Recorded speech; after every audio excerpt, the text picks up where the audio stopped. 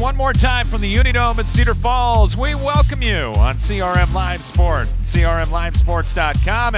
As this afternoon, it is Class 3A State Championship football as the Mount Vernon Mustangs will take on the Harlan Cyclones. And a pleasant good afternoon and welcome to the Unidome in Cedar Falls. Less than 24 hours after the Xavier Saints won the 4A state championship last night over Lewis Central, Linn County will try for number 2 as it'll be Mount Vernon taking on Harlan. Scott Unash, Coach John Hegarty with you as we come your way on the Plum Supply Kitchens and Baths pregame show here this afternoon from the Unidome in Cedar Falls. Crowd continues to file in, and if they had to park, John, where we had to park, then you can imagine why not all the folks are in the seats yet. We had a jaunt here this afternoon and this morning to the Dome, but it's all worth it, right? You bet it is. A late arriving crowd, doesn't matter as long as they're here by kickoff. And I anticipate we will have a great representation by the Mount Vernon faithful, and we know that Harlan's already brought a lot of people. They've filling up their side too. Yeah, no, they've been here before. Mount Vernon has been here before as well. And you've got a very good matchup here in this one. The unbeaten Mount Vernon Mustangs is Mount Vernon getting back to the playoffs for the 14th time. And, Mount Vernon getting to the playoffs for the 26th time overall. They've got 3 titles, 1974, 1993, and 1994. Came oh so close back in 2015. And they will go up against I think you got to say the gold standard as far as Iowa high school playoff football is concerned, as it'll be the Harlan Cyclones looking for their 14th state championship. That is a record in the state. They have the record for the most playoff appearances, so if you're going to win another gold trophy, you might as well beat the team that's on top, right? Yeah, let's just get it out in the open right at the offset here that Harlan is the prohibitive favorite. The Mustangs are a decided underdog, and they've got some adversity going into this game we'll talk about. Yes, we will. Coming up here on the Plum Supply Kitchens and Baths pregame show for this one. And let's address it right away. Of course, at the end of the Humboldt game, 3 plays from the end. Right. Quarterback Joey Romberg took a shot from the big 320-pound defensive tackle for Humboldt. Left the game, did not return. And all week, the question around the eastern half of Linn County was, is Joey Romberg going to play? As of right now, he is dressed. That's the good news. The bad news is, John, that he's basically done nothing but stand out there on the field. Has not picked up a football as of yet. Has not lifted the arm, the shoulder, the clavicle, whatever the case may be. He's out there right now among his teammates at the 40-yard line. And if I was a betting man right now, unless he pulls a Willis Reed times 2, yes, fans, look it up. Young kids, look it up on Google. Mom and Dad, Grandpa and Grandma, you know what I'm talking about. I don't think we're going to see Joey Romberg here this afternoon. But you never know, right? Yes, you don't ever know. And so there's a lot of things that we're just going to have to play by ear as we call this game, because Mount Vernon, and rightly so, has kept their cards held extremely close to their chest this week. And it is a motivational positive for Mount Vernon that Romberg is out there dressed with his helmet on. Doesn't look good in terms of his not participating in even the stretching exercises, let alone picking up a ball and throwing it. He is down there talking to the possible replacements for him. We'll just have to wait and see, Scott, because I think it's almost 100% that they're everything quarterback Joey Romberg not going to be able to go out there and play in this game, even though he is suited up.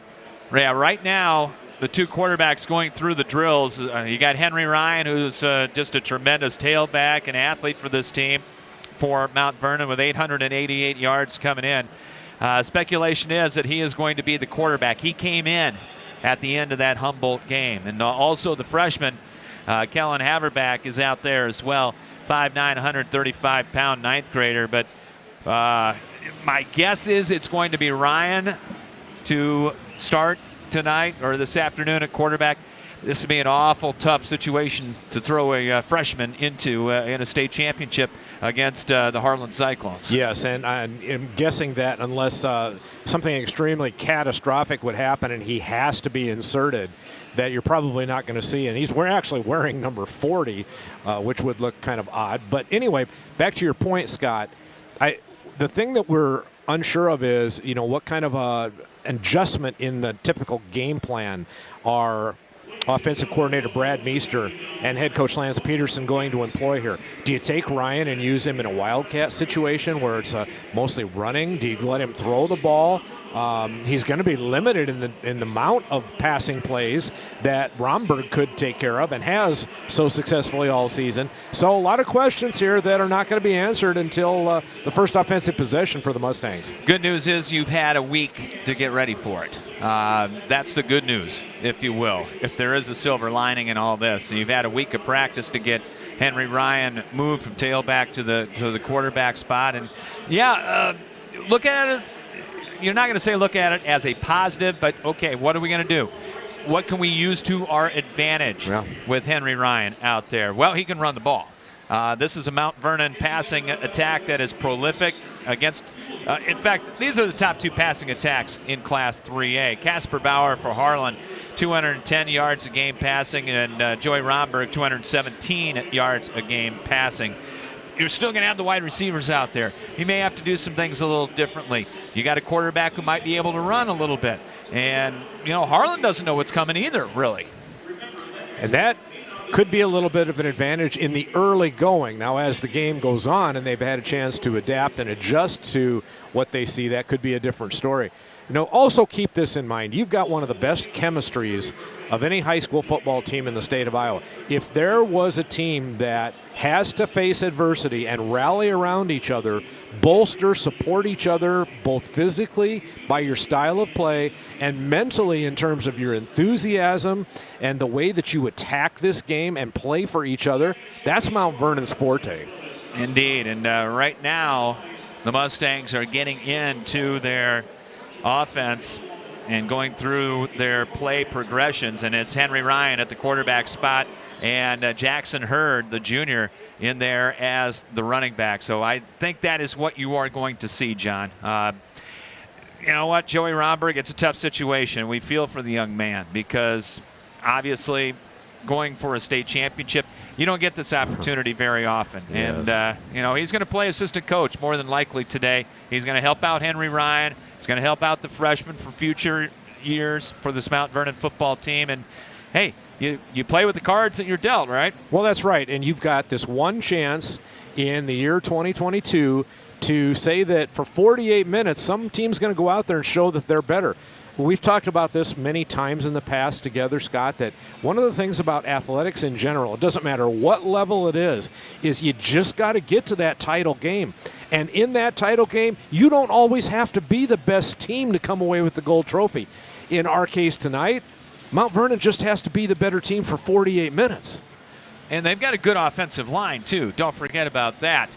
And a big offensive line. Visicel and the rest of those guys up there. So they're going to be counted on maybe to get some holes going for Jackson Hurd and see if they can move the ball that way against a Harlan defense that will give up some yardage and some points. It's a defense giving up 207 yards and 12 points per ball game, but it's an offense that puts up 50 a game. We'll talk more about the Cyclones here in just a little bit. Coming your way on the Plum Supply Kitchens and Baths pregame show from the Unidome at Cedar Falls. One final football game for us here on CRM Live Sports, the 3A state championship with Mount Vernon going up against Harlan. Back with more right after this here on CRM Live Sports. Plum Supply Kitchens and Baths, your home never looks so beautiful. Plumbing fixtures, a great variety. Transform your home with Plum Supply. Our kitchen designs are amazing. Our service is priceless. Plum Supply, touch and see. Plum Supply Kitchens and Baths, your home never looks so beautiful. The MLB, the NFL, the NHL, what do these three have in common? All three professional leagues have a chiropractor full-time in every team. Professional athletes use chiropractic care to perform at their highest level. Let the team at Spinal Corrective Center help you play at 100%. Sports chiropractic care is the next level. Chiropractic care improves body function, reaction, and improves player longevity. Call Spinal Corrective Center today at 393-3996 and see Drs. Kretzinger, Kuehl, and Henick and experience sports chiropractic care to perform at the next level. Spinal Corrective Center, 3800 River Ridge Drive Northeast in Cedar Rapids and at spinalcc.org. Looking for reliable and professional plumbing service in the metro area? Look no further than Evans Plumbing. From the smallest and simplest jobs to large commercial plumbing needs, Evans Plumbing will strive to exceed expectations by ensuring that all plumbing work is done to the highest of standards. Evans Plumbing uses only the highest quality parts and equipment to ensure customer satisfaction is guaranteed, and 24-hour emergency service is available. Evans Plumbing, 5070 18th Avenue Southwest, and at evansmasterplumber.com. Back at the Unidome in Cedar Falls as we get ready for the 3A state championship game between Mount Vernon and Harlan. Taking a look at the Harlan Cyclones, we mentioned the fact that they are the gold standard. They're 11-1, and they are going for their 14th state championship. Prolific offense. They've got speed.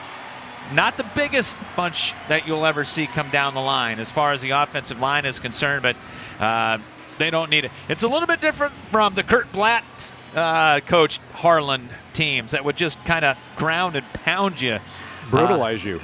But son Todd Blatt, his second season, not bad, 33-2 so far. And the only loss for Harlan was the season opener at Lewis Central, which, of course, lost to Xavier last night in the Class 4A championship game. They've got quarterback Tegan Casper Bauer, who has been just rewriting the record books. In fact, he has a chance, I believe, to pass the legendary Joel Osborne down there as the #1 passer in Harlan football history. A 67% completion percentage, 2,445 yards, 37 touchdowns he's thrown for. And they've got a three-headed monster at the running back spot. In fact, four-headed monster, led by a guy that's a flanker, and that's Aiden Hall, who's headed to play for the Iowa Hawkeyes next year. He can catch the ball, 48 receptions. He can carry it 72 times, 784 yards, 11 yards a carry. Yeah. He has accounted for 30 touchdowns between the rushing and the receiving so far this year. They might be without their tailback, Bradley Kern, but he's the #4 guy rushing. They've got a good fullback in William Kenkel, and they've got the tailback in Noah Schmidt. So you can't concentrate on one guy with this team. There's about 4 or 5 guys that can come after you for Harlan. Yeah, they're just loaded. And before I mentioned Aiden Hall, that guy leads the team in swagger. He is a man-child out there. And the rest of them take their cues from him, I think, because they're just, with their tradition and the amount of success that they have had both in the recent past as well as going back decades with the legendary Kurt Blatt, who set records beyond, I think, what anybody is going to be able to surpass, except for longevity, which Jerry Pizzetti is going to probably hold forever. But I digress. Back to the offense. They have done under Todd Blatt kind of a metamorphosis a little bit. They've really embraced the football offensive philosophy of today, and that's to their credit. They have really used the new philosophies in ways that I think the Harlan faithful really love. I know the kids love it, and it has, as you said, produced just prolific numbers and statistics. Really, the only blemish of any kind was that initial game against Lewis Central, and that came down to the final possession of the game. So, yeah, this is a Harlan team that they're going to be fun to watch. If you're just looking to be entertained with football, Harlan's you're going to have a good time watching them. Yeah, they are a big play team, no doubt about that. And Mount Vernon's got a good defense, though, John, and they're going to be tested here this afternoon. It's a Mount Vernon defense that is giving up, on average, 217 yards a game. Only 141 yards a game. 53 on the ground, 87 through the air. So something's got to give between the high-powered Harlan offense and the Mount Vernon defense. Well, that's the known commodity for the Mustangs here in this game this afternoon, and they're really going to have to hang their hat on the defense for sure.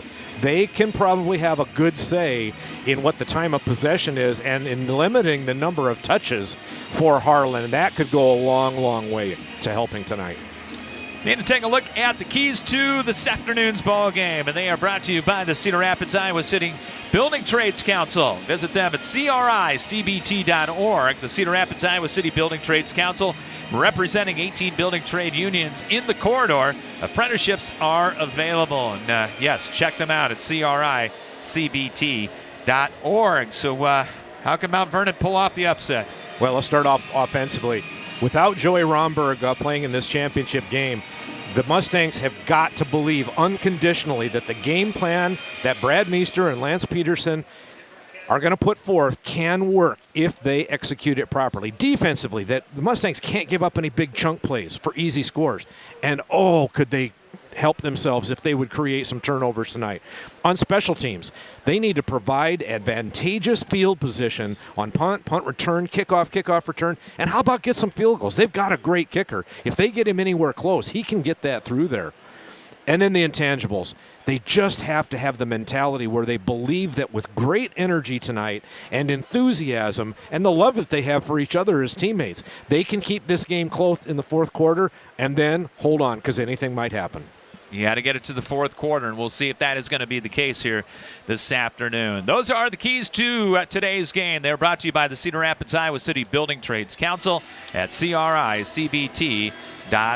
Another quick break. We'll come back, get you ready for the opening kickoff of the 3A championship between Mount Vernon and Harlan. Back after this on CRM Live Sports. Does your business need signs, nameplates, or name badges? Looking to recognize an employee, athlete, or student for a job well done, or promote your next big event? Letter Perfect in Cedar Rapids has what you need to identify, recognize, and promote. ADA-compliant office signs, industrial signs, full-color signs, dimensional letters, personalized plaques, and awards of all kinds, and thousands of items to customize with your company logo to promote your business. Letter Perfect, 5412 Centerpoint Road Northeast, and online at letperfect.com. The Cedar Rapids, Iowa City Building Trades Council represents 18 building trade unions in the corridor. Each union provides skilled workers for construction projects throughout the area. Union workers are highly skilled professionals who are determined to better their communities. The building trades unions are always looking toward the future. Training in registered apprenticeships is available.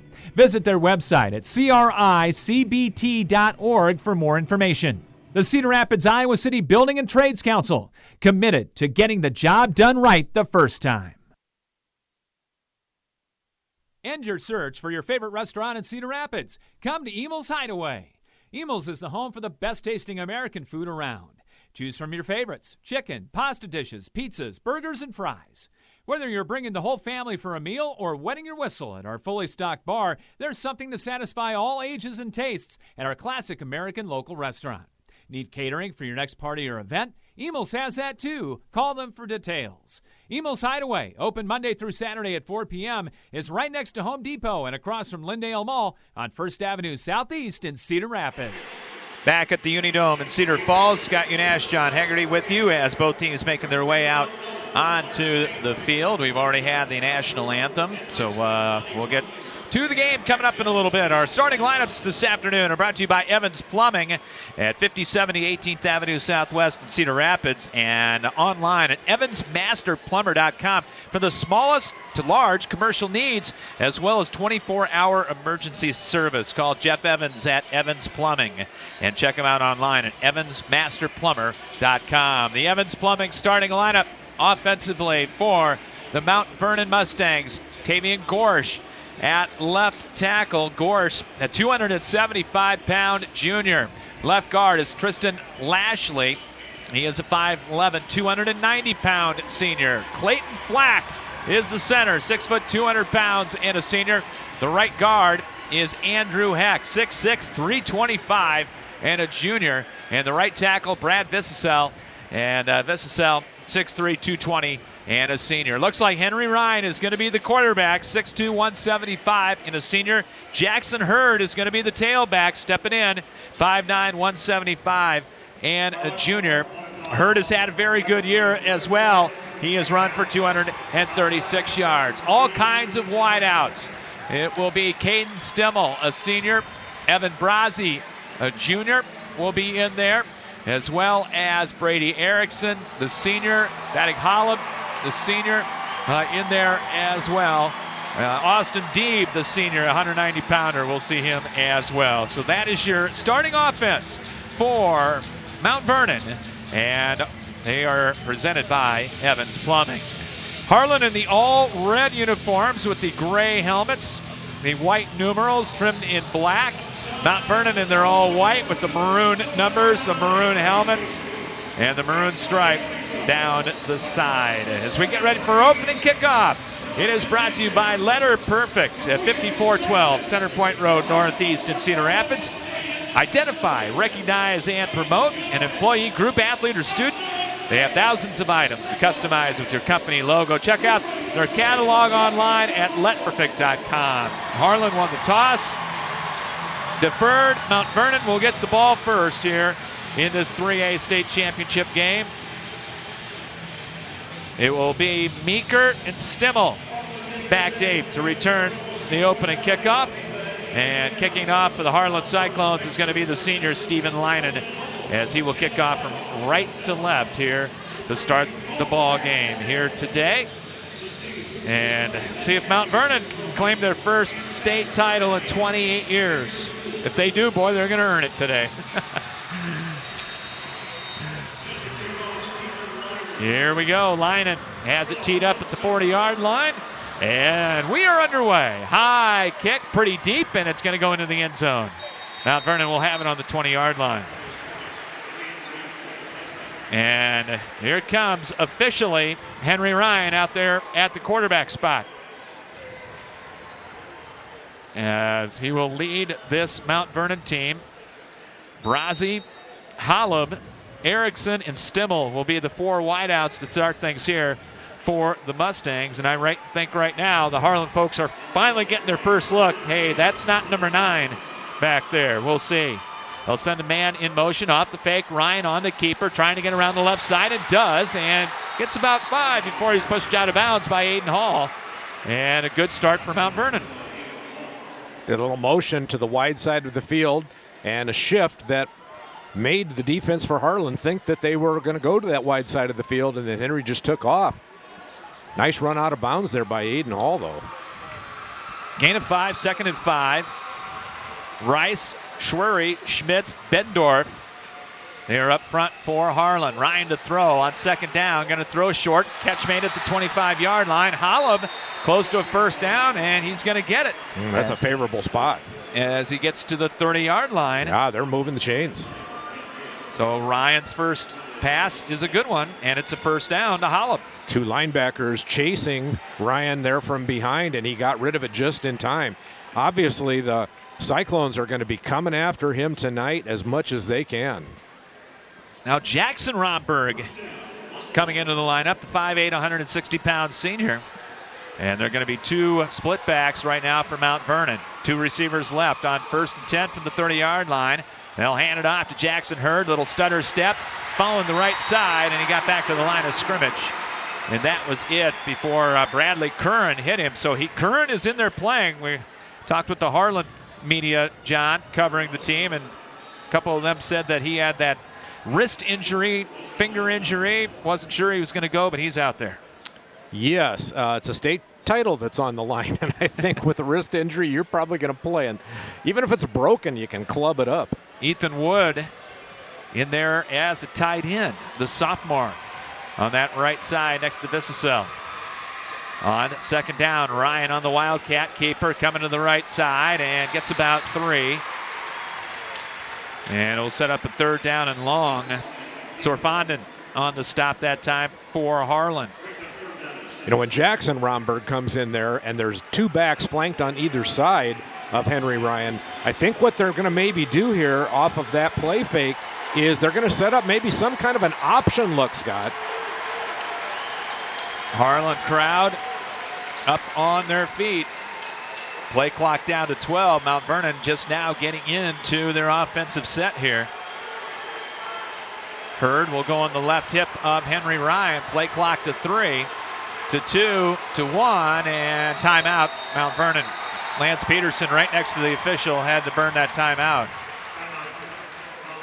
And the Mustangs will use that timeout with 9:53 to play here in the opening quarter, facing a 3rd down and a long 6. We'll take a break. Quick one, come back for the 3rd down play after this on CRM Live Sports.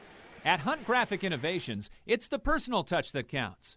If you're serious about creating an eye-catching website or need assistance in graphic design for print, newsletters, posters, signs, or banners, Hunt Graphic Innovations has the experience to help get the job done.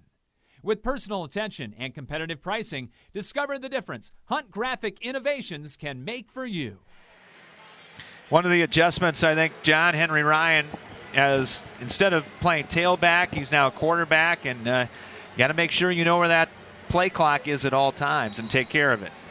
Yeah, it's a good thing that Lance Peterson took that time out from the sideline, because that was going to be a penalty, and 3rd and more than 10 is going to be a lot tougher than 3rd and 6. It will be a 3rd down and 6 coming up for Henry Ryan, in for the injured Joey Romberg.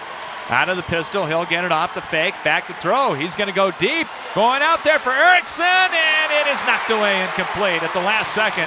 Cade Sears, the junior corner, knocked it away. Pretty good pass there from Ryan. Ball well thrown. If he'd had just another little oomph underneath it, he would have hit the receiver in stride. Ben Kroc to punt for Mount Vernon. Sears in the ever dangerous Aiden Hall back. Kroc, averaging 36 yards a boot, is going to get the punt off at the 34-yard line. Twins back at the 35. Oh, a one-hop snap. And the rugby-style kick, end over end. And it will be Sears at the 33-yard line. Retreats and goes down. Going to lose a couple on the punt return. Good special teams down there for Mount Vernon. Vargas Locke leading the way. Ethan Plotz down there as well. Good downfield coverage. We talked about the special teams perhaps playing a key role in this game. And the kick return and the kick punt team have done their job to this point. So here comes the Harlan offense with Tegan Kasperbauer leading the way. Our first half of action here this afternoon is brought to you by Spinal Corrective Center. 393-3996 and online at spinalcc.org in the River Ridge Executive Plaza on the northeast side. And there's a fumbled snap. It's loose. Mount Vernon says they have it. What do the officials say? They say Mount Vernon ball. Oh, an emphatic signal by the white hat official. Cardell Berry got it. Yes. We'll have to take a look at that, see if it was a botched snap or handoff. And it was a pulling guard that pulled right into the quarterback as he was pulling out of under center. Harlan, one play and a fumble, and just like that, hey, you need some breaks when you're trying to pull an upset with a backup quarterback. And Mount Vernon gets one. Now you got to take advantage. They've got it on the 28-yard line. Ryan with Hurd on his left hip. Stimmel in the slot right. He will get it on the little shovel pass, and he's going to be met in the backfield. Coming through there, knifing through, Franz Rice, 6'5", 230, only a junior. This defense for Harlan, they're just licking their chops and pinning their ears back, sending them just about all their linebackers on that one. I think we're going to see that a lot tonight now that they figured out that Henry Ryan is quarterback. I'm afraid you're going to see it's just going to be a dog hunt from back there. Loss of 4. It'll be 2nd down and 14. 3 minutes into the 3A state championship game. Ryan at quarterback, trips to the right side, gets a snap, rolls to the right, under pressure, throws, and it's incomplete. Trying to get it to Brazzi. Tell you what, there is no end to the swagger for this Harlan team. They will give you a pose or a dance after each play. And Sorfondon was the dancee on that one. Yeah, Ryan got run down, just got the ball out of his hands, but number 36 got up, and he's playing to the red crowd. And, boy, there's a lot of red on front of him. Now, some officials like that, some don't. Well, there's a point at which you can stand over them, and it can be taunting. So we'll see if they cross that line. 3rd down and 14 from the 32-yard line. Twins left, one receiver to the right. Ryan's going to throw the receiver screen, and it's incomplete. As Mount Vernon can't take advantage. Harlan is sending 8 guys every time. This is unleashing the dogs defensively. They have no fear that any kind of a passing game is going to hurt them. So their pursuit is dogged right now. So 4th and 14. You're wondering, it is the Robin Hood formation coming in this time for Mount Vernon. And tell them what you mean by that, Scott, in case they're just joining us. They're holding signs up with the formations over on the Mount Vernon sideline. And that's going to be 2 left, 2 right. Ryan back to throw. Going to loop the middle of the field. Has a man out there. Caught. Meeker, touchdown. No dancing on that one. He beat Sam Schmitz, the safety. And Mount Vernon strikes first, taking advantage of the fumble. And isn't that the chance that every defensive coordinator takes when he unleashes all the dogs? Is you can get burned deep if you don't take care of business on the back end. And credit the Mount Vernon game plan. That's exactly what they did on that pass. Jensen Meeker was not playing football the last 2 years. And we've got a extra point try and a flag down as Ben Kroc was all set to kick it. And I think the right side of the Harlan line came over. And that is going to be the case. Defense, 25. Half distance to the goal. Retrack. And it'll be a half distance to the goal penalty. Mount Vernon will have Kroc to try the extra point as the Mustangs with the lead off the turnover, and it is blocked, no good. So it stays 6-0. Might be tempted to go for 2 on that one from the 1.5, but you never know, right? Well, in hindsight now, it would have been maybe advantageous, but that's just the way it's going to go. So it remains 6-0, but Mount Vernon scores first on the Ryan DeMeeker 32-yard hookup. It's the Mustangs 6 and the Cyclones nothing. Back with the kickoff after this here on CRM Live Sports. Cedar Rapids Millwork, providing outstanding service to Eastern Iowa for over 50 years. Quality products, including windows, doors, moldings, hardware, stair parts, specialties, and cabinets. Locally owned and operated, Cedar Rapids Millwork has in-house production, providing innovative quality services for contractors and their customers of the corridor. Cedar Rapids Millwork, 1950 Progress Drive in Hiawatha, and online at cedarrapidsmillwork.com. Attention athletes and weekend warriors. Want to be the best that you can be? CMF Kinesiology can help. Chris Fashier, a competitive distance runner and swimmer with a Master of Science in Kinesiology, will lead you in your wellness and fitness journey. CMF Kinesiology is a functional movement, sports conditioning, and orthopedic rehabilitation studio in Cedar Rapids, working with the general public and athletes to improve movement quality, physical prowess, and overall wellness. So whether you are looking to better yourself or seek physical rehabilitation, look to CMF Kinesiology, 3800 River Ridge Drive, Northeast Cedar Rapids, and at cmfkinesiology.com. Thanks to all the great sponsors here on CRM Live Sports that have been with us throughout the football season. We got basketball coming up starting on Tuesday night. Girls action to start things off in a really good battle. Two teams really expected to do big things this year. As we'll be over at Linn-Mar. The Lions will host the Bettendorf Bulldogs. Cats and dogs going at it Tuesday night. Good way to start. No better way to start. In case you were worried about the state of mind of this Mustang team, no woe is me going on here. Punt team goes down, swarms, great field position. The defense chokes the ball loose from Harlan, and the offense takes it down and scores on the 32-yard pass to Meeker. And I'll tell you what, Mustangs are coming out to play.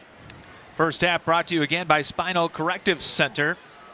They are in the River Ridge Executive Plaza, River Ridge Drive Northeast. Doctors Kuehl, Kretzinger, and Henick delivering state-of-the-art chiropractic care for athletes and their entire family. Squib kick, and it bounces off a couple of Cyclones loose, and they're going to have to just fall on it back at the 15-yard line as Sears will just make sure that Mount Vernon does not recover.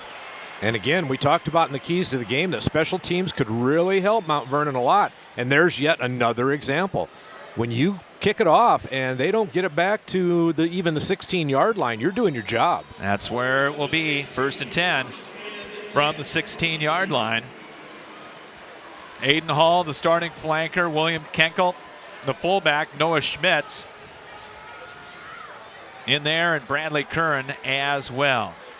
They'll send Kunkel in motion. He'll be the blocking back, and they will toss it to Hall, trying to get to the corner, turn back, and hit hard. Big time by a couple of Mustangs. He got popped. Will get about 3 to the 19-yard line. Great job by Henry Ryan of going out there and setting the edge on that sweep. And then when he had to cut it back in for Harlan, the posse arrived, and they put him down hard. So it'll be 2nd down at about 7. As, again, a bevy of running backs for this Harlan team. They'll send a lot of guys at you. So it will be 2nd down and 6. Big line splits for the Cyclones. Rice in there in the backfield right now as Casper Bauer back to throw. Going to throw the deep middle, and it's incomplete. Tried for Sears, and good defense by Caden Stimmel back there, stride for stride. Yeah, Stimmel swapping a little paint down there, but nothing egregious enough to warrant a flag. 3rd and 7 coming up now for Harlan. From the 19-yard line. Defensively for Mount Vernon, you got up front Barry and Visicel along with Ethan Wood. On 3rd down, Casper Bauer to throw, going to throw the out. Leaping catch made at the 25. Couple of broken tackles and a 1st down. They had him behind the sticks, but getting away was Jacob Birch, the tight end, and he will pick up the 1st down on a 15-yard gain. Birch had to really go up, sky up in the air to bring that ball down, then broke a couple of tackles on his way into the 1st down territory. So it's 1st down and 10 for Harlan at the 34-yard line here in the 3A state championship. 6-0 Mount Vernon. 7:20 clock rolling here in the 1st quarter. High formation this time, and they will give it to the big fullback, and he angles left. And it's going to get about 5 to the 39-yard line there for Kenkel. He's a throwback guy. Yep.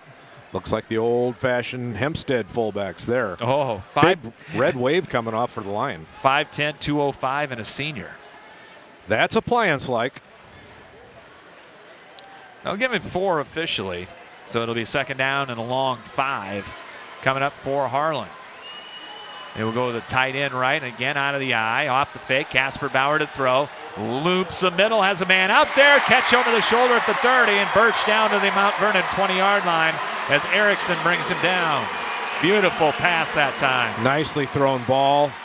Receiver had a step on the defender for the Mustangs, but had the wherewithal to drag him down afterwards to save the touchdown. Birch, 29 grabs for the tight end coming in, and he's got 6 touchdowns. So Harlan in the red zone at the Mount Vernon 20 with the 1st and 10. Eggers out to the right side, Sears to the left, and they'll run the counter with Hall. Hit, broke 1 tackle to the corner. He's got it, 15-10, 5, going for the pylon, touchdown. Aiden Hall got in, and man, Mount Vernon had a shot in the backfield, and he got loose again. Yeah, that was counter, Trey. Backside guard and tackle pulled, and then the counter was run by Hall to the wide side of the field, and just a little too quick, turned that corner, and that was it. Because he has speed to burn. And 6-6, and now Harlan will try to break the tie with Linen. As special teams becoming big here after the missed extra point. They'll try the swinging gate. They'll come out of it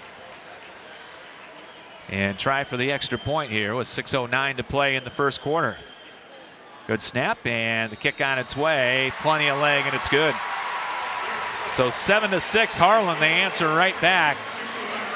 And the tough thing about that, John, is that 2 chunk plays in there, and both were opportunities for Mount Vernon to come up with losses.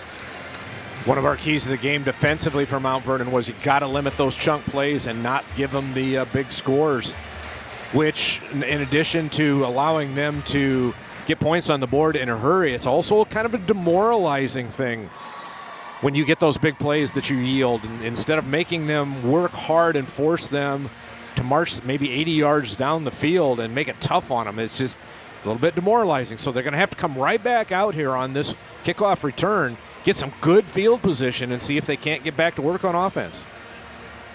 Harlan was your state champion last year in Class 3A, beating Boyd and Hull Rock Valley.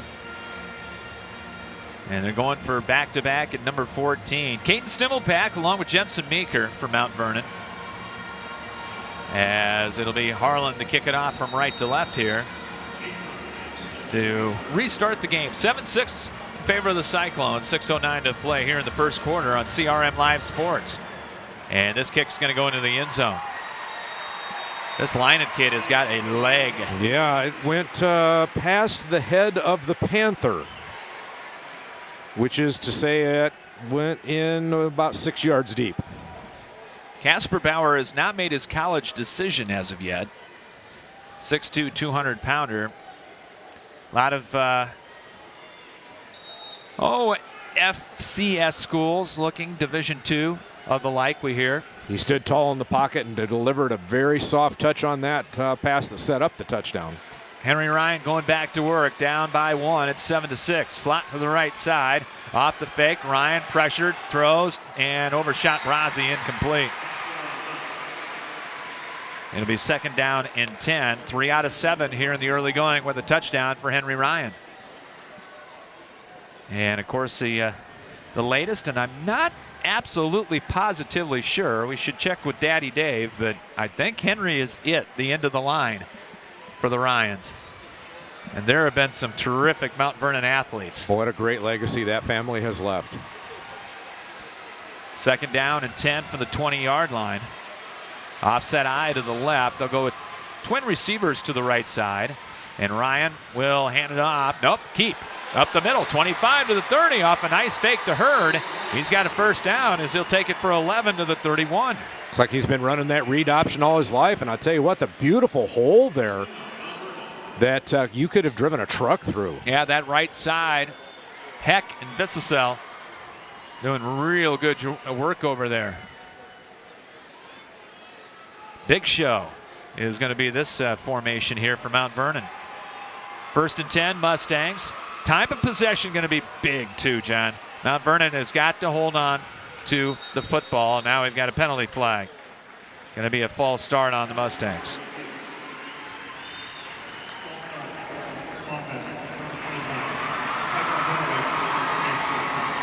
Jackson Hurd left a little bit early. Now those are the little things that when your offense is kind of compromised because of your quarterback not being in there, you just can't go back to 1st and 15. Henry Ryan in there for the injured Joey Romberg. At the controls for this Mustang offense. 1st and 15 back at the 26. 9 in the box right now for Harlan. Ryan on the keeper, surrounded in the backfield and tossed down. All kinds of red shirts right there. As coming up to make first contact was Zane Bendorf, 6', 200-pound senior. And that's unfortunately going to be a loss of 7. Second and 32. Well, I think they're Matt's a little off. Well, 22. 22. Sound looks better. That looks better. But it is second down and a mile.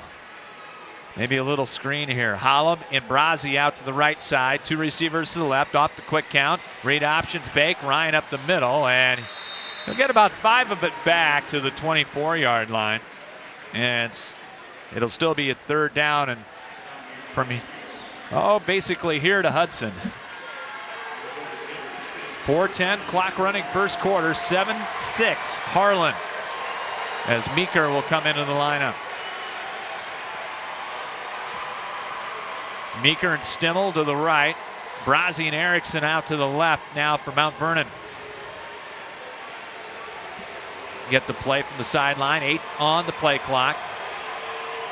5-man front for Harlan. Off the fake, Ryan back to throw. Hit as he throws. It's up for grabs, and it's going to be intercepted. Going to be intercepted by Will Neuharth, senior corner. Ryan got hit right as he threw it, John. Couldn't get his arm all the way into it because of that hit. And so the ball just floated up. It seemed like it took forever for anybody to run underneath it, but too many red shirts in the vicinity. So it'll be first down. Harlan at the Mount Vernon 41-yard line. As the Cyclones with the lead and the ball 7-6.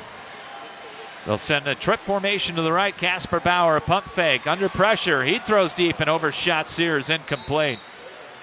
He was under pressure as coming in there was Hollab as well as Visicel for the Mustangs. Such a strong arm, though, and a tight spiral that he throws. He just basically flicked his wrist and threw that ball 40 yards downfield.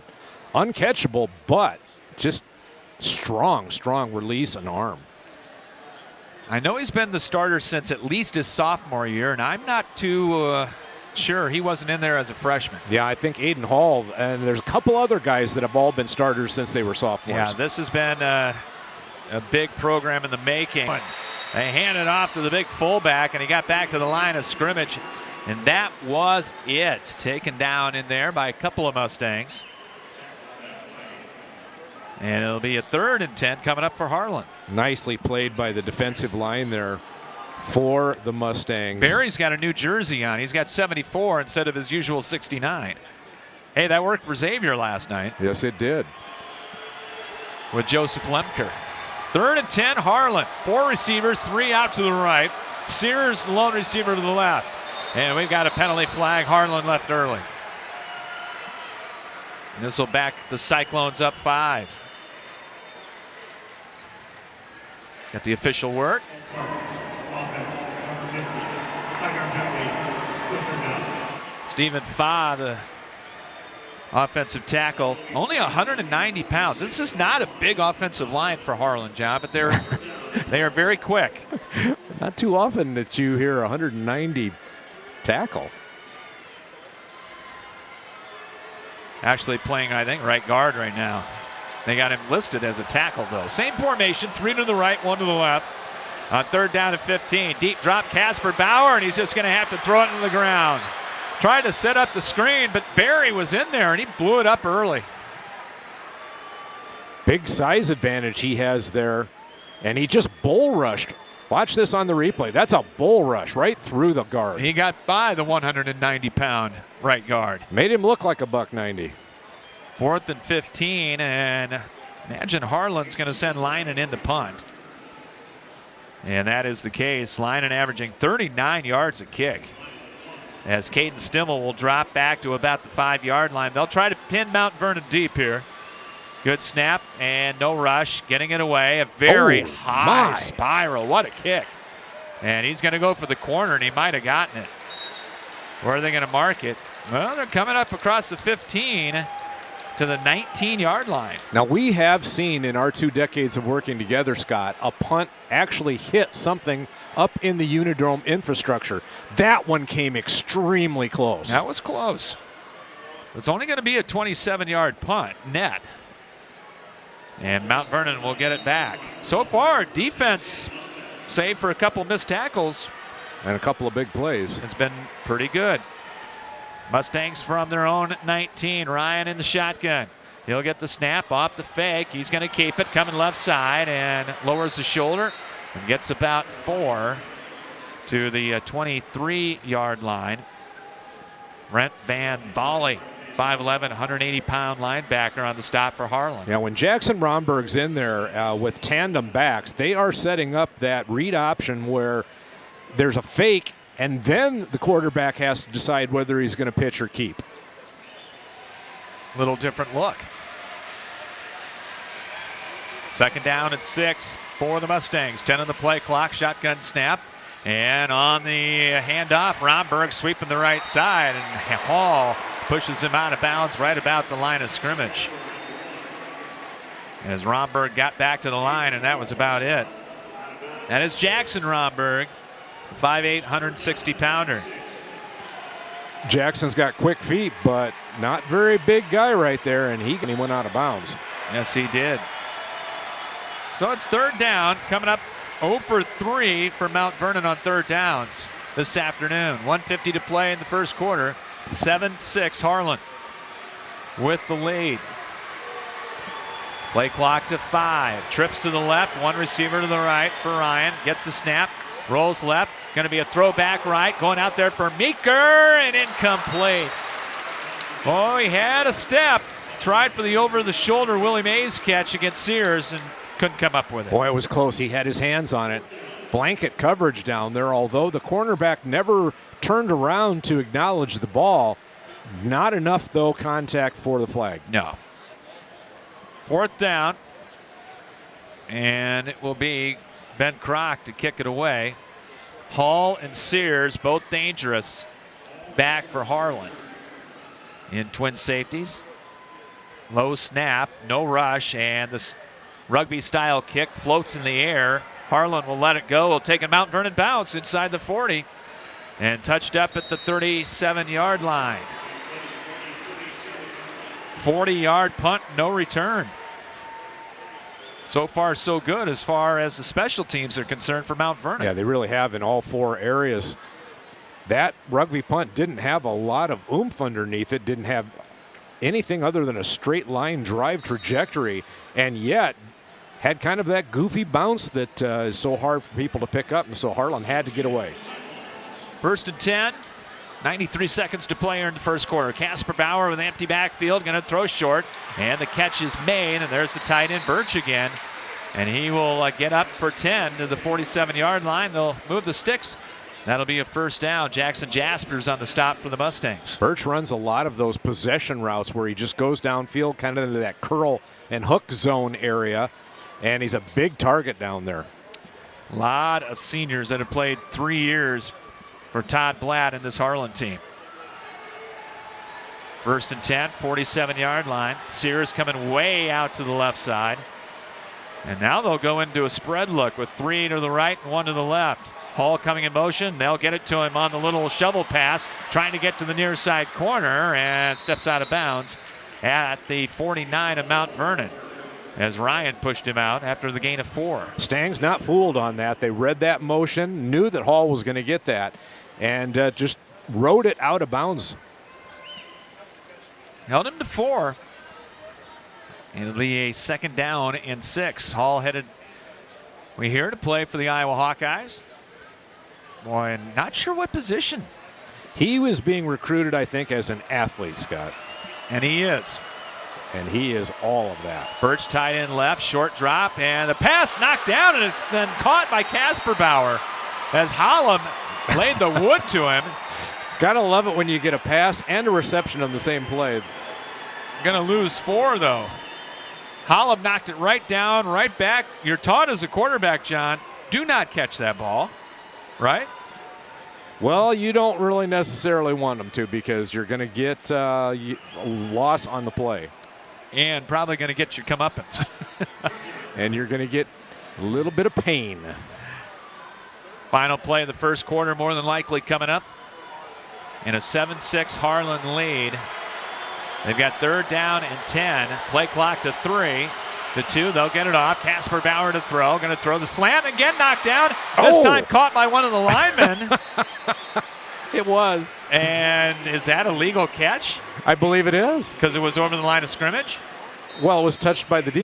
All right. So on the carom, it will go for a 2-yard completion. It's a number 54. Hayden Sama, a 205-pound sophomore, comes up with that one. Well, that was a wacky first quarter. And after 1, it's Harlan 7 and Mount Vernon 6. We'll come back with quarter number 2 after this from the Unidome at Cedar Falls Live Sports.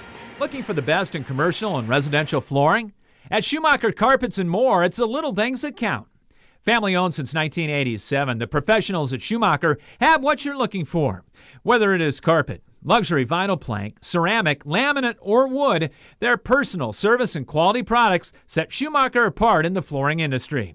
Famous for a relaxed and pressure-free shopping experience, let the experts at Schumacher Carpets and More break down your options with just a simple conversation. Call, visit, or request an online quote from their website today. Bim Ritter Sportswear in Cedar Rapids is your complete apparel and headwear provider.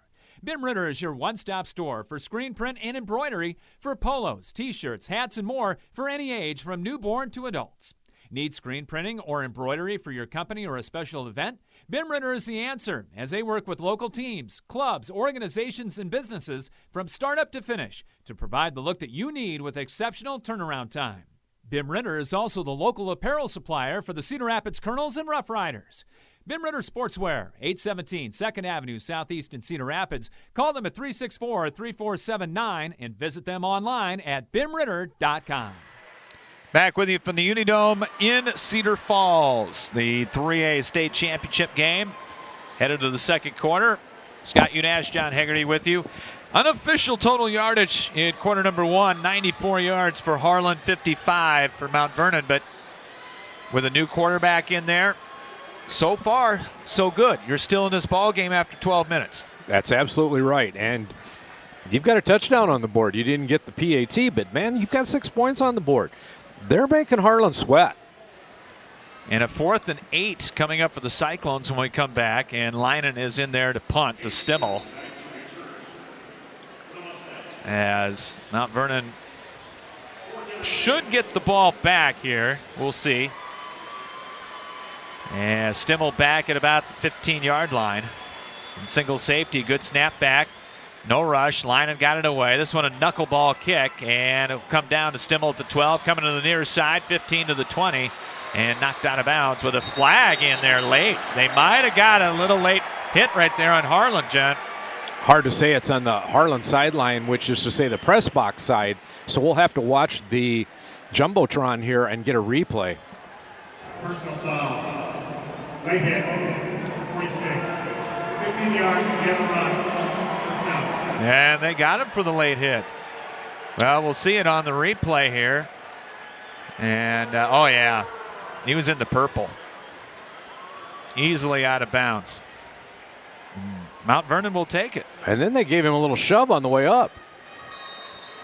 They've got the swagger. There's no doubt about that. 42-yard punt, but the 15-yard penalty helps. 1st and 10, Mount Vernon at the 37-yard line. Ryan will just shovel to Hurd, trying to get to the corner, and stacked up right at the line of scrimmage on his second carry. As chasing him down was Sorfondon, the 205-pound junior linebacker. He's the middleman in there for Harlan. And it'll be 2nd and 10.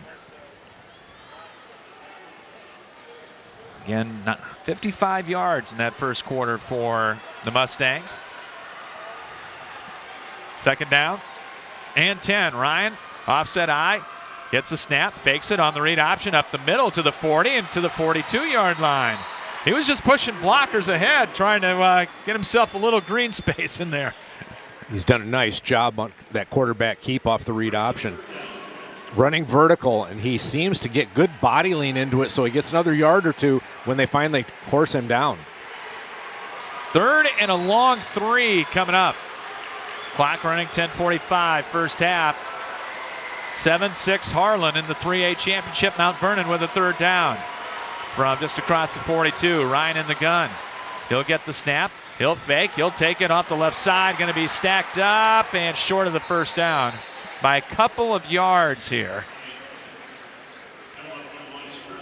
And Mount Vernon probably going to punt it away, and they will. Bendorf on the stop that time. Cyclone defense waiting for that. I think the Mustangs maybe gone to that a little, well, once too often here. Croc to punt. Nobody back for Harlan. They're playing punt safe right now. And now they will drop somebody, and Croc thought about it. Now we'll kick it away. End over end, and we'll take a Mount Vernon hop and go out of bounds at the 16-yard line. Interesting. 40-yard punt, no return. So you let your defense, which is going to be your big point you're going to hang your hat on today, come out there, try to get things done if you're Mount Vernon. And you take away 2 big chunk plays on that scoring drive that Harlan had, and this even-Steven game. First down at the 15-yard line for Harlan. Well, running out of the I formation. Kenkel, the fullback, in front of Hall. They'll play tailback here. They'll give it to Hall on the counter. Hit brought down. Holland and Jaspers in there. They knifed through there and got it for a loss of 4. Hall's not used to that. That play took a long time to develop in those big line splits, as you talked about, John. Well, they went back to that counter tray again, and for that to develop, the backside guard and tackle have to pull and come all the way around the opposite side. And it's a slow developing play. Second down, 14 for Harlan with a 1-point lead at 7-6. They've got 4 receivers to the left in a bunch formation. They're looking that way. Casper Bauer to throw, and it's incomplete off Sears' hands. Got hit by Meeker. Now we got a late flag coming in. What's this going to be? They had a 4-man formation over there, John. Don't see that very often. It's going to be ineligible against Harlan. They had a lineman downfield.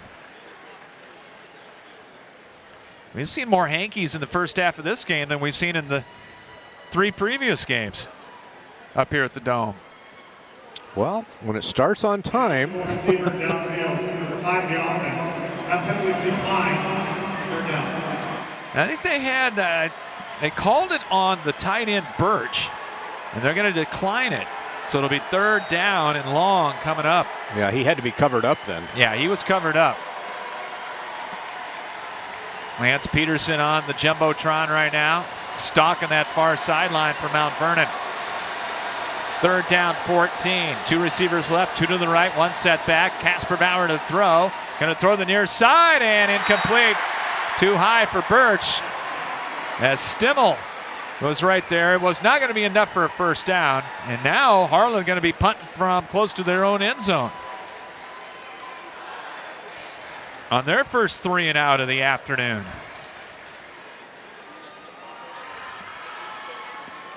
Stimmel going back by himself. Going to have to really retreat, because if the Harlan punter gets into it the way that he has a couple already here in the first half, the ball's going to be up in the air for a long time and travel a ways. Line it from his own end zone. Rush coming, and they just about got it. He goes down, no flag, and a fair catch called for by Stimmel at the 40, and the Harlan folks ain't happy. Well, the punter's not happy. And that's going to be a 30-yard punt, no return, as Mount Vernon's going to get it in excellent field position. As we will take a break, 8:53 to play here in the opening half. And it is Harlan 7 and Mount Vernon 6. Back with more after this here on CRMLivesports.com.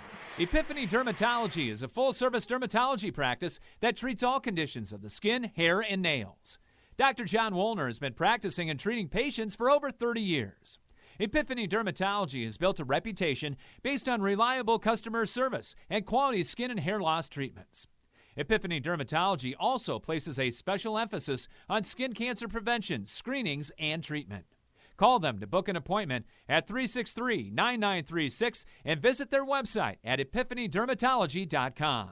Epiphany Dermatology, 5264 Council Street Northeast, Suite 700 in Cedar Rapids.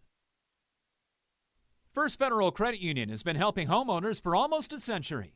Options are crucial when it comes to a first-time home purchase, mortgage refinancing, or a bill consolidation loan.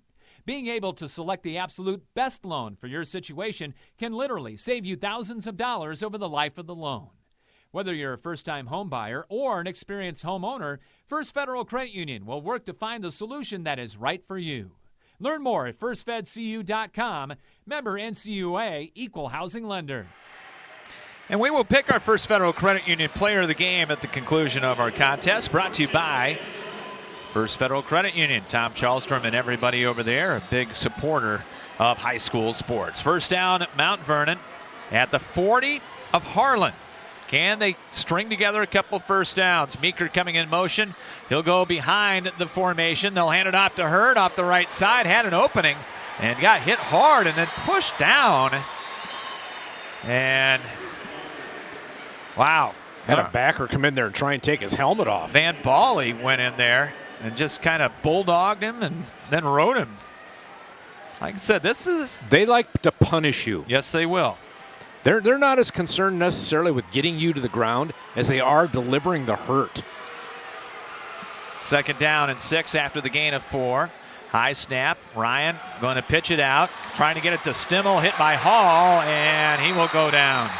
Well, never did, but they will call him down back at the original line of scrimmage at the 40-yard line. Yeah, Mount Vernon's been setting up that delayed pitch on the option for the better part of the beginning of this game, but Aiden Hall, the Iowa recruit, not fooled by that at all. 0 for 5 on third downs. Mount Vernon's got to make hay on first down and to avoid these third downs. Now Mount Vernon will go with a 4-man formation to the right. And one way back here, and they're going to throw it backward, and this is a live ball, and it's going to go out of bounds. Well, that was a weird-looking formation, John. 4 receivers to the wide side of the field, flanked behind by another receiver. So he actually had 5 out there, and obviously it was going to be a lateral pass, and the double pass had it been executed.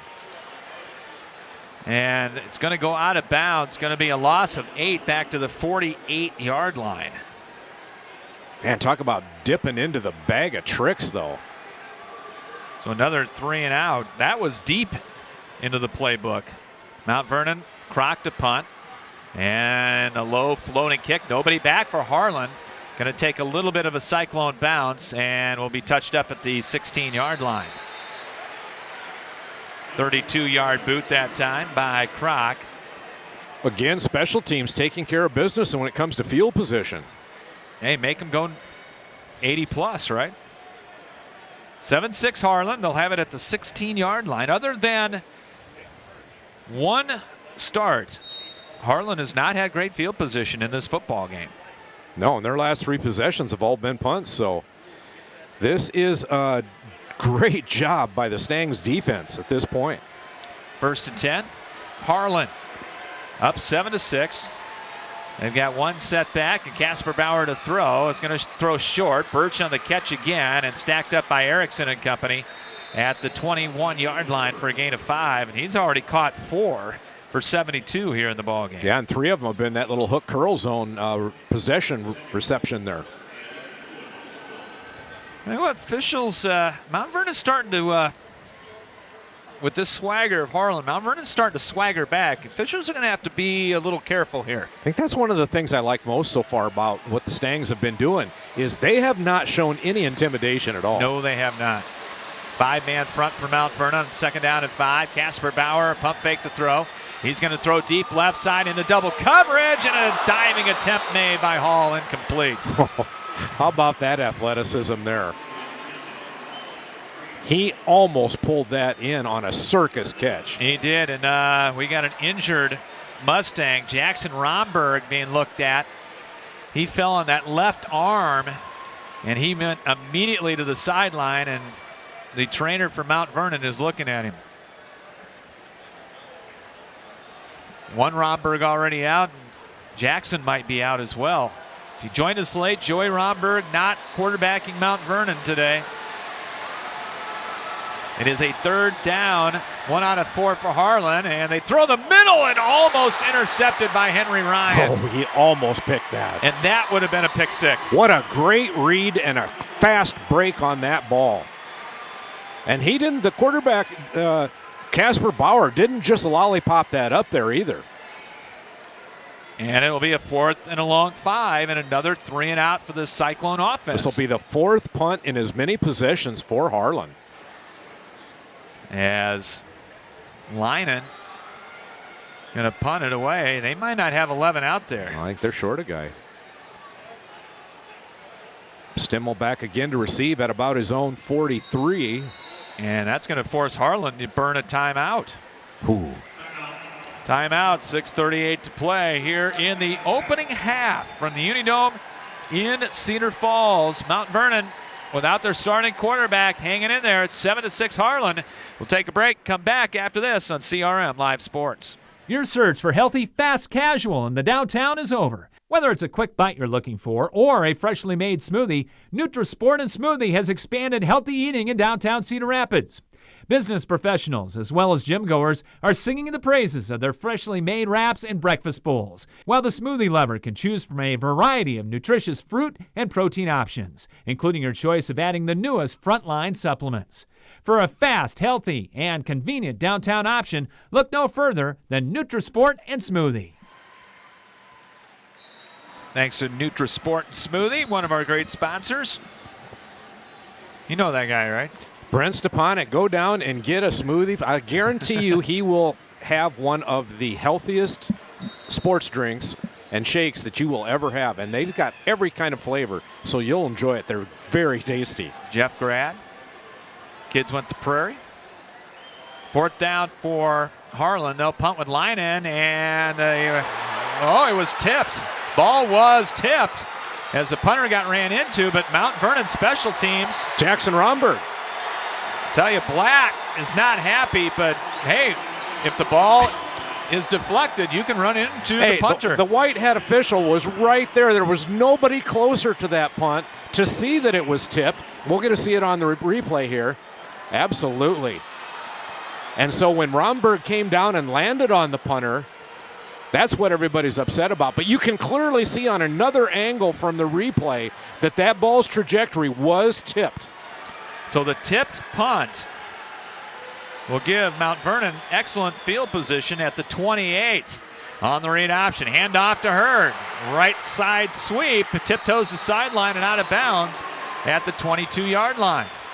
So Hurd will go for 6. That's what Mount Vernon needs, that first down. You got to get some yardage to give you 2nd down and manageable. And they got it right there.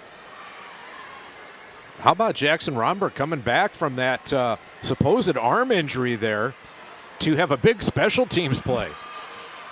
Brazzi and Erickson out to the right. Going to go with a wing formation to the left here. Ryan calling signals. Gets a snap on the handoff. Hurd busts through. He's got a 1st down. Again, Harlan came with the blitz, John, and they got beat by it that time. They sold out on the wrong side. So when all those blitzing linebackers came through on the left, the Stangs went to the right, and that's going to be a 1st and 10. Coming up on halfway in the 2nd quarter, 7-6 Harlan. But Mount Vernon in the red zone at the Harlan 15. In this 3A championship game. 1A coming up next. Earlier 2A, Central Lyon George Little Rock beats Williamsburg 10-6. Behind the formation. Right side, busted one tackle and then taken down after a gain of 1 by Sorfondon, Matthew Sorfondon, the 205-pound linebacker. Offensive coordinator Brad Meester right back to that same play that they gouged him on for the 1st down. I like seeing that. If a team can't stop you with something, run it a couple more times until they make you stop it. The Shooter McGavin formation coming up here. Now, if you're a fan of Adam Sandler, wide side of the field to the left, slot left side, high snap, and they'll hand it off to Hurd and not going anywhere. Hit in the backfield and thrown down by Neuarth. Back at the 19-yard line. That's going to be a loss of 5. More posing by the Harlan defense. 3rd down and about 14. Get yourself in position to try a field goal here.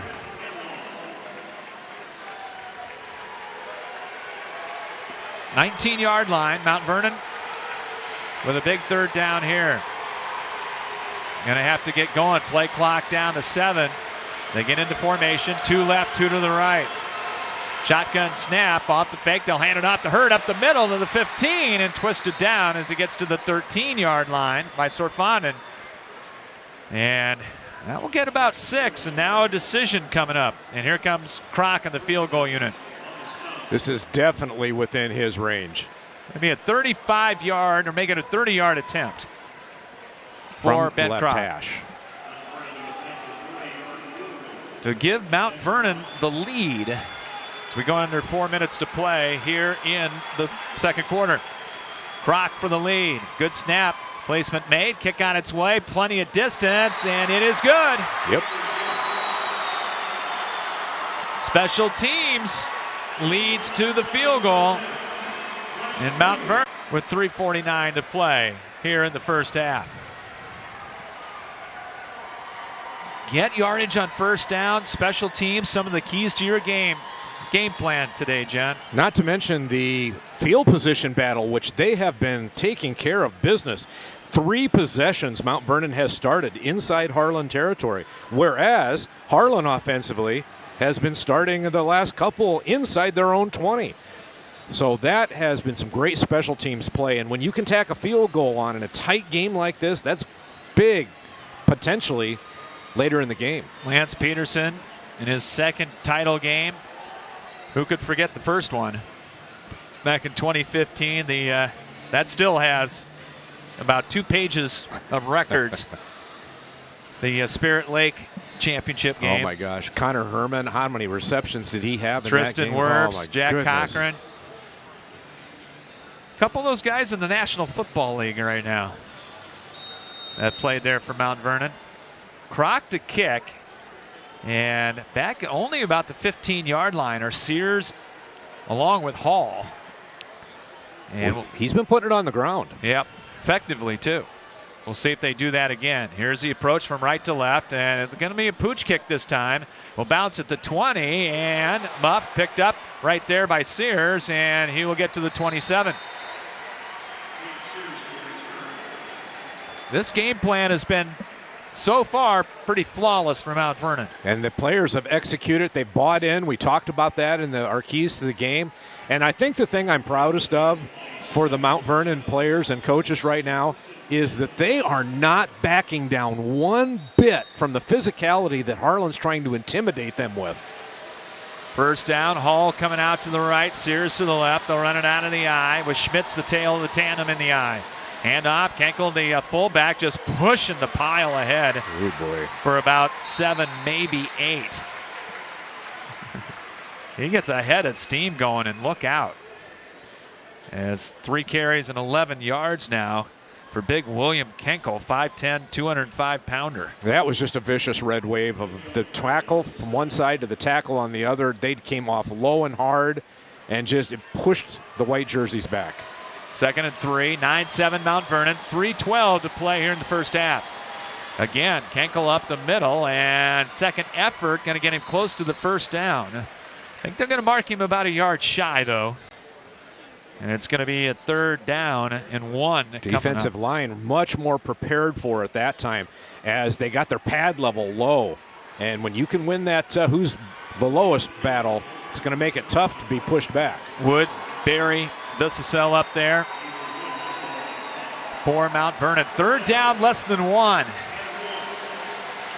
For Harlan, only 1 of 5 on 3rd down tries. Under center, Casper Bauer. He'll give it to Kenkel, and he's got the first down. So he'll take it to the 39 on a gain of 3.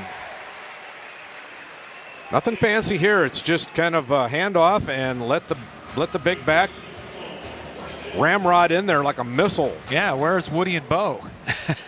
The old 3 yards in a cloud of dust. But careful now because Harlan's liable to go deep. 1st and 10. 5th first down of the first half for the Cyclones. 2 receivers to the left, and they'll run the give to Hall, left side, 45 to the 50, and into Mount Vernon territory. Down at the Mustang 49 and a gain of 12. That was ISO off tackle left, and the fullback cleared the way out to where the tailback wasn't touched until he got 10 yards downfield. 2 timeouts left for both teams. Keep that in mind as we come to the last 2 minutes of the first half. Harlan in no hurry. 1st and 10 at the Mustang 49-yard line. 9-7 Mount Vernon out in front, and we're going to get a timeout taken here by Harlan. With 90 seconds to play here in the first half. Playing without their starting quarterback, Joey Romberg, here this afternoon. But Henry Ryan's done a great job. Special teams have had a deflected punt leading to a field goal. Ryan hit Meeker on a long pass. And Mount Vernon hanging right in there with the #1 team in the state. Actually leading on the scoreboard, but in their minds, these Mustangs will not back down. I love their attitude. They don't play with the cocky swagger outwardly that Harlan does. They just go in there and they give everything that they can on the play and let the chips fall where they may. And so far, field position has helped them. Now, I don't know if he could have scripted a much better first half if you're Lance Peterson and Brad Meester and the rest of that coaching staff. But in this last minute and 30 here, you've got to find a way to keep Harlan off this scoreboard before you go into the tunnel. That is big, and then Harlan's going to get the ball first to start the second half. That's fine. Can't control that, but what you can control right now is this next 50 yards because Harlan's right at midfield with 1st and 10. From the 49, minute 30 to play. Hall will come behind the formation. They'll fake it to him. Casper Bauer to throw it deep, going for Sears, and overshot him. Stimmel was right there, and that is an incomplete pass. 3 straight, and 5 out of the last 6 have been incomplete. Only 7 of 15 so far for Tegan Casperbauer. 2nd and 10, still a minute 24 to play here in this first half.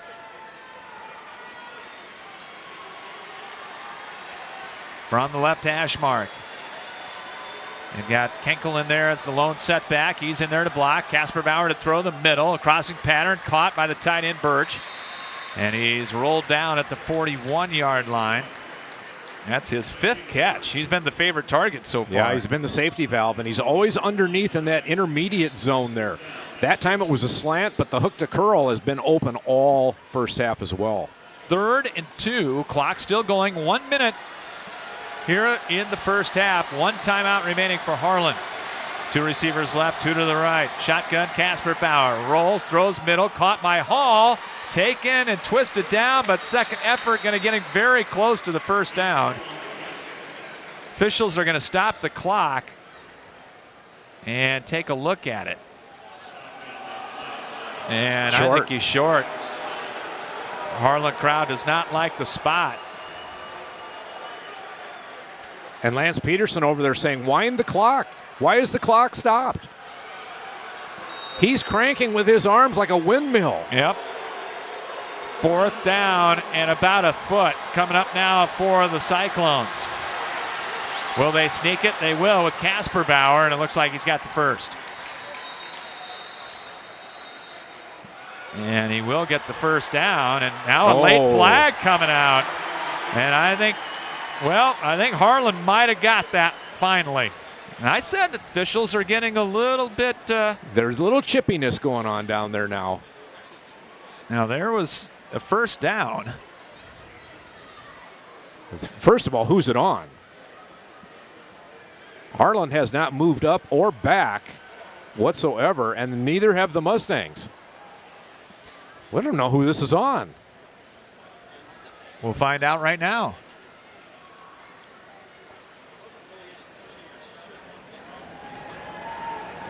Result of the play is a first down. After the play, unsportsmanlike conduct, offense, number 51. That's number 51's first unsportsmanlike conduct. That's the Mount Vernon crowd that you hear cheering, if you're wondering who this was on. 15 yards against Harlan. And they've been close the whole time. And that wasn't even, they called it on 51. It probably should have been the quarterback. And Coach Todd Blatt just kind of shaking his head as he gets the explanation from the line judge next to him. So it is a first down, but back on their own 47-yard line. Casperbauer to throw. Going to throw deep to the near sideline and overshoots his man, incomplete. as he was trying to get it out there to Jacob Birch, the tight end. You could say that they're picking on Stimmel out there because he's the one defending in each of these long passes to the right. But Stimmel's got blanket coverage out there every time.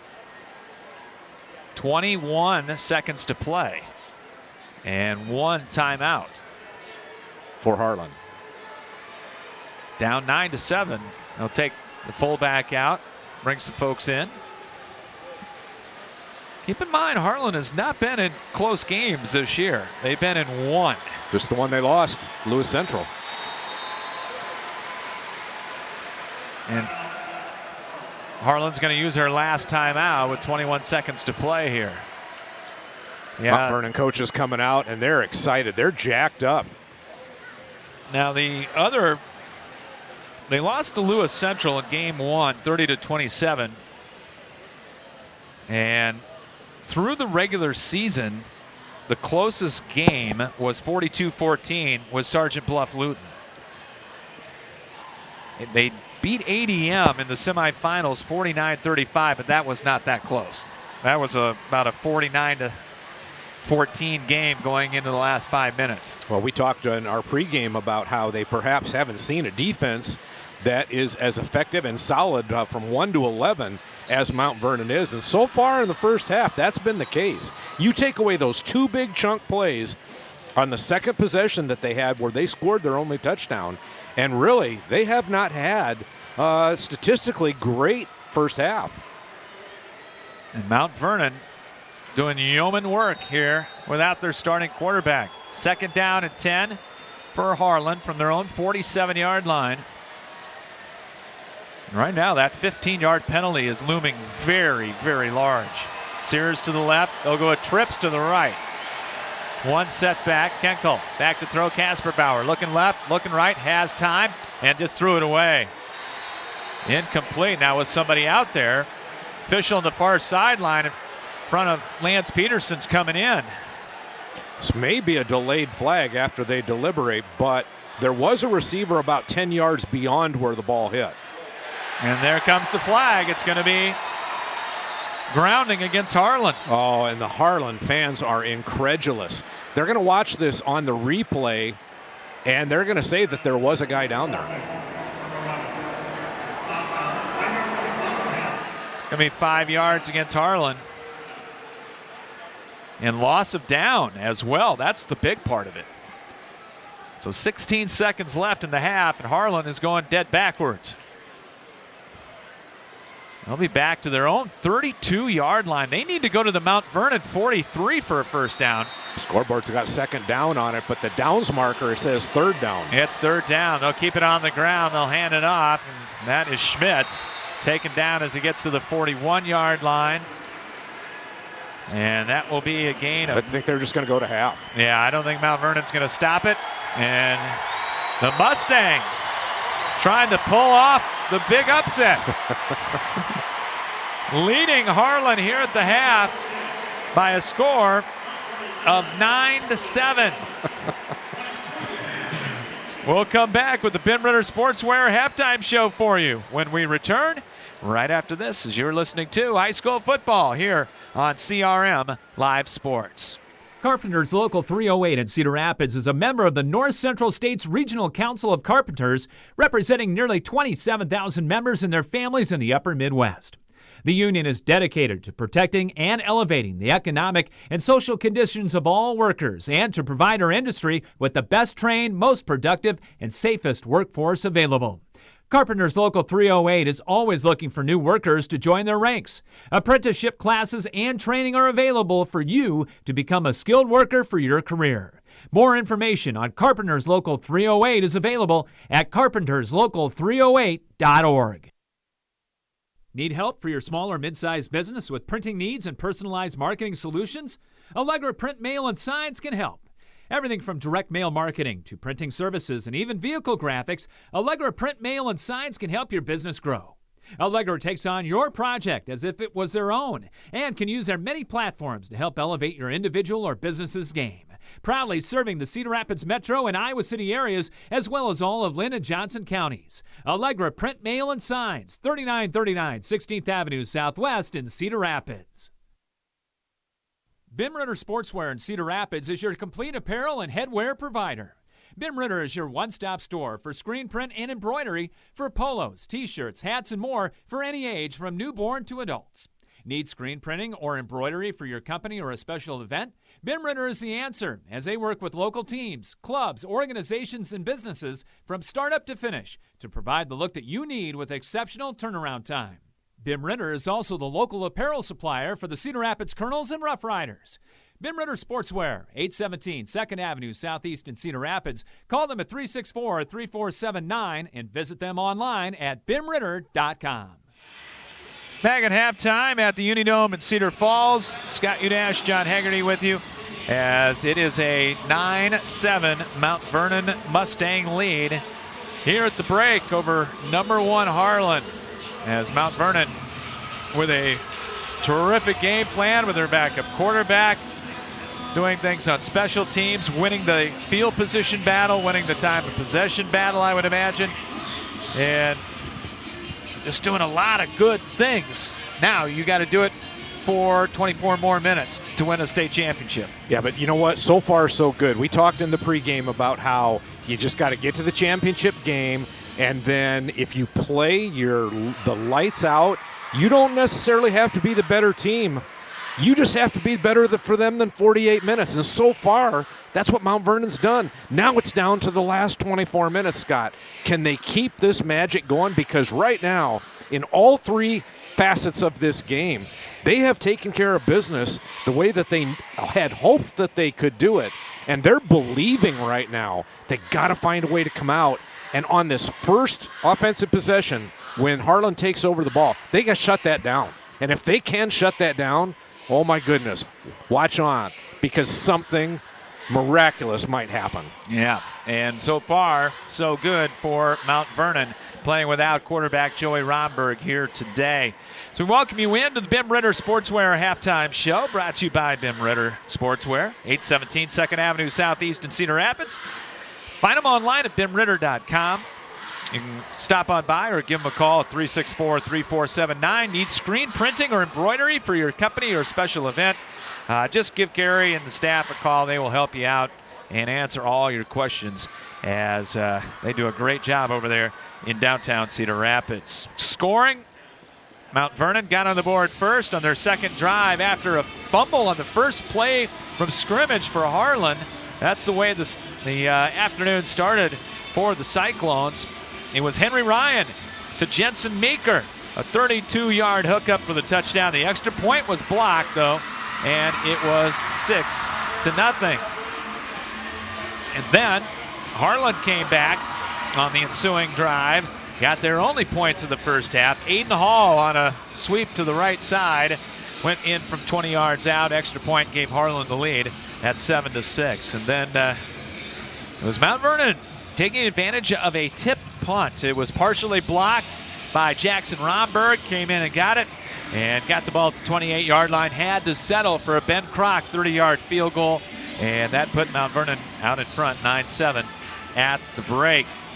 Total yardage in that first half, I've got Mount Vernon with 70 yards and Harlan with 139 yards in that first half of play so far. For Mount Vernon, 37 on the ground, 33 through the air. Henry Ryan is 3 for 9, 33 yards, and 1 interception along with 1 touchdown. Meeker caught the touchdown pass for 32. Hollab with 1 catch, Stimmel with a catch as well. Jackson Hurd, 8 carries for 20 yards. Henry Ryan has carried it 8 times for 29 yards in that first half of play. Mount Vernon with 4 first downs in the first half, with 1 penalty for 5 yards and 1 turnover. For Harlan, 139 yards, 83 through the air, 56 on the ground. Led by Aiden Hall. He's carried it 4 times for, I've got him for 31 yards and a touchdown. Kenkel has carried it 5 times for 16 yards in the ball game. Schmitz has had 1 carry for 9. So far in the ball game, Tegan Kasperbauer a 9. I've got him 9 of 19 in the first half for 83 yards. Officials got him 9 for 18 in the first half. He has fumbled one snap early on in the ball game. Birch has caught 5 to lead with 80 yards. Hall has caught 2 for 5. Casper Bauer caught one of his deflected passes, and Hayden Sama, a lineman, caught a deflected pass in there as well. 7 first downs for Harlan, 4 penalties for 40 yards, and 1 turnover. Third down conversions, I've got Harlan 2 of 8, 0 for 7 for Mount Vernon, 1 for 1 on fourth down. And time of possession, Mount Vernon with the advantage, 12 minutes, 44 seconds to 11:16 for Harlan. How'd I do? You did real well, and I'm going to say that this is about even Steven statistically as you can get, as it is on the scoreboard with the Stangs up 9-7. Really, the only difference is field position, which the battle has been won by Mount Vernon, and then that penalties that you talked about. And the official, unofficial, whatever you want to call them, that we were just handed, says that Mount Vernon had 1 for 5 yards, whereas Harlan had 5 for 42. And that's where Harlan has really shot themselves in the foot, especially on that last drive. The Cyclones really, really went backwards. They did. They had a chance to maybe come up with some points, but the 15-yard penalty was a big deterrent as far as that last drive of the first half is concerned.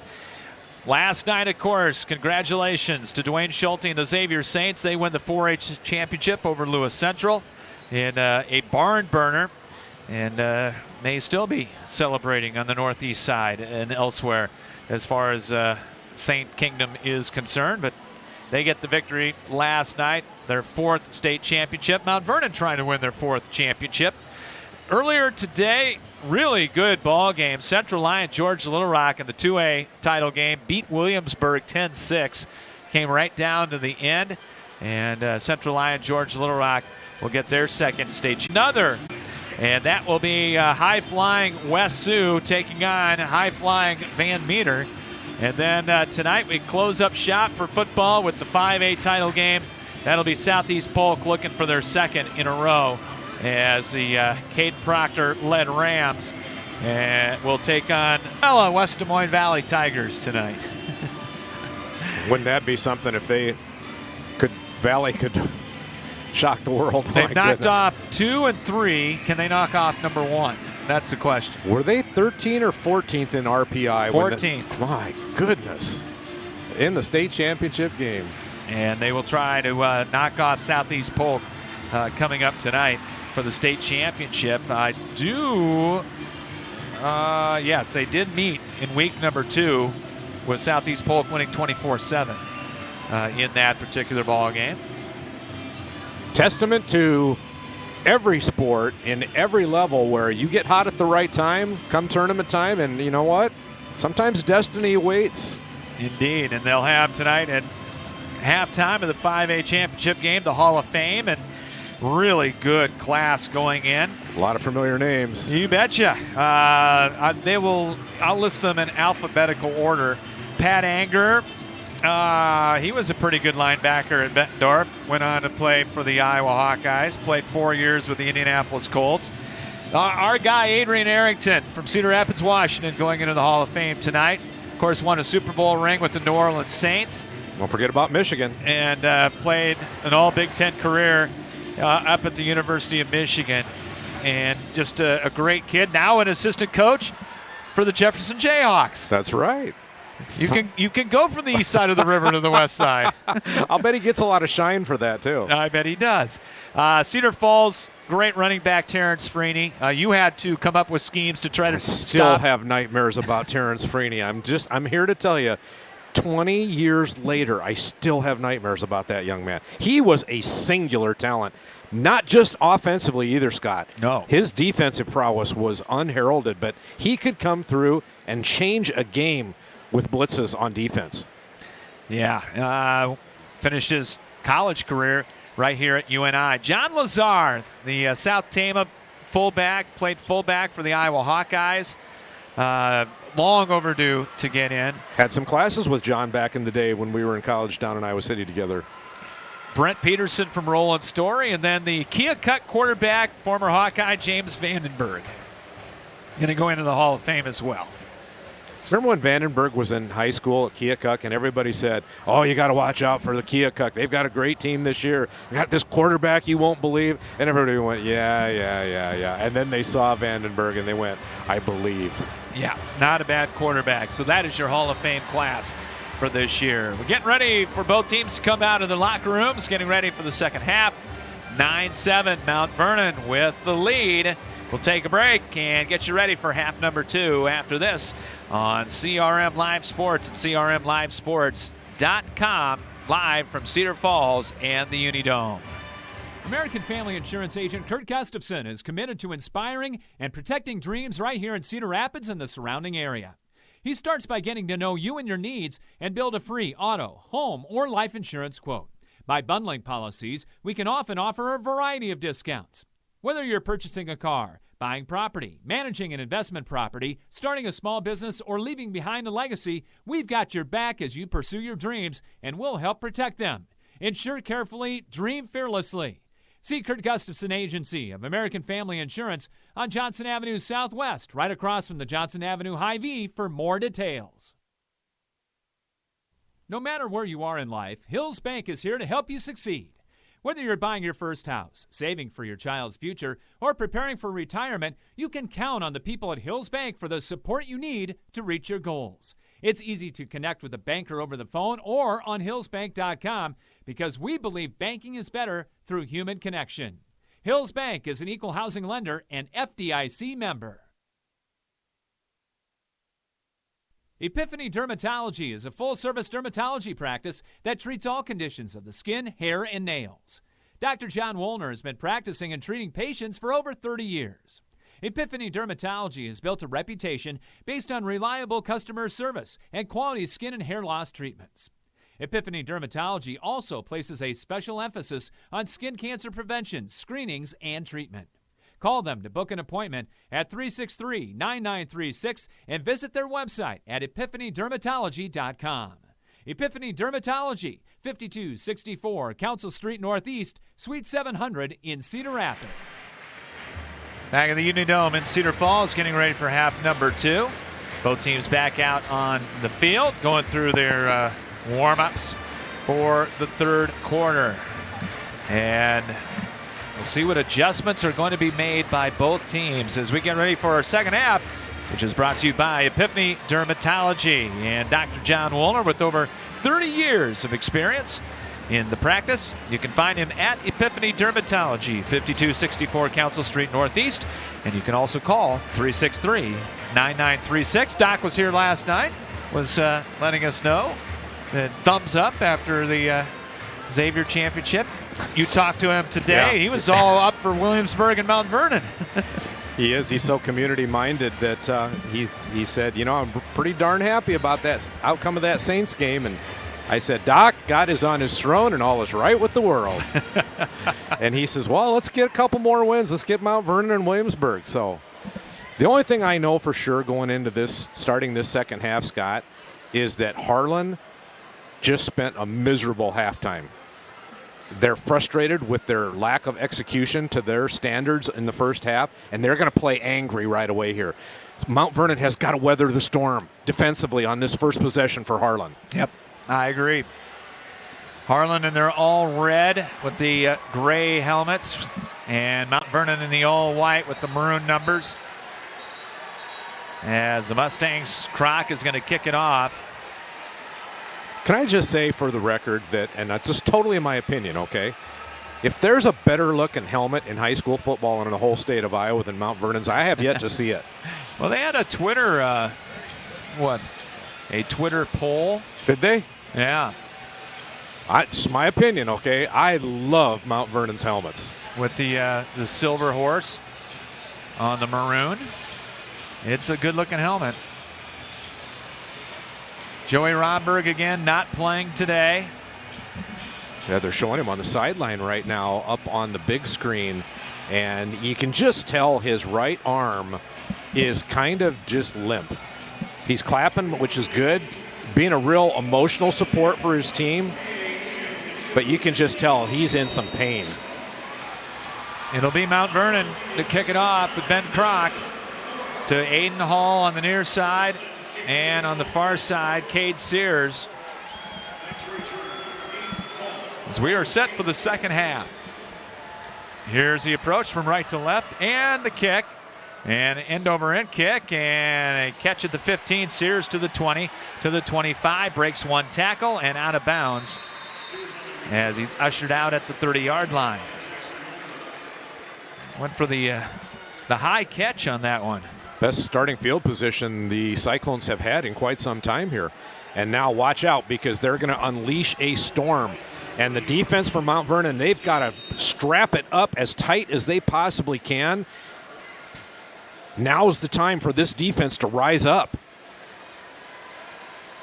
1st and 10 from the far hash mark for Deegan Kasperbauer. He's under center on the handoff to Hall left side on the delay, and Jaspers brings him down after a gain of 2 on a nice solo tackle. Good penetration there. Didn't get the tackle for a loss, but did meet it for only the 2-yard gain. So it will be 2nd down and 8. The Mount Vernon defense has been stellar so far in this ball game this afternoon. Just doing everything right so far.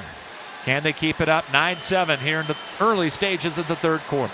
2 receivers to the left. Here is the counter hit, brought down. Visicel in the backfield throws down Aiden Hall for a big loss. We talked about how that counter tray is a very slow developing play, because you've got to bring your backside guard and tackle all the way across. So the delay by the tailback has got to be pronounced there. And good penetration by the defense for the Stangs. The undefeated Mustangs, with a 3rd down and 12, they put Harlan into that hole. They'll put Rice in the backfield, and now penalty flags fly. Going to be another Harlan penalty.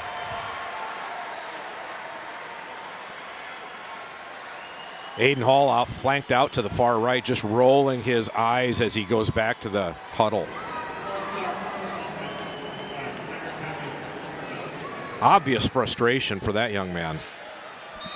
Mentioned he's got 30-plus touchdowns this year. So he hasn't had the touches he wants to this point in the game, that's for sure. It's 3rd and 17, middle of the field. Kasperbauer to throw, has time, throws, it's tipped, it's intercepted by Meeker at the 40, coming right 30 to the 25, off the deflection, and Meeker gives Mount Vernon excellent field position.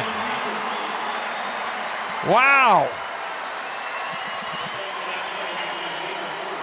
1st and 10, it was a bullet off a couple of hands.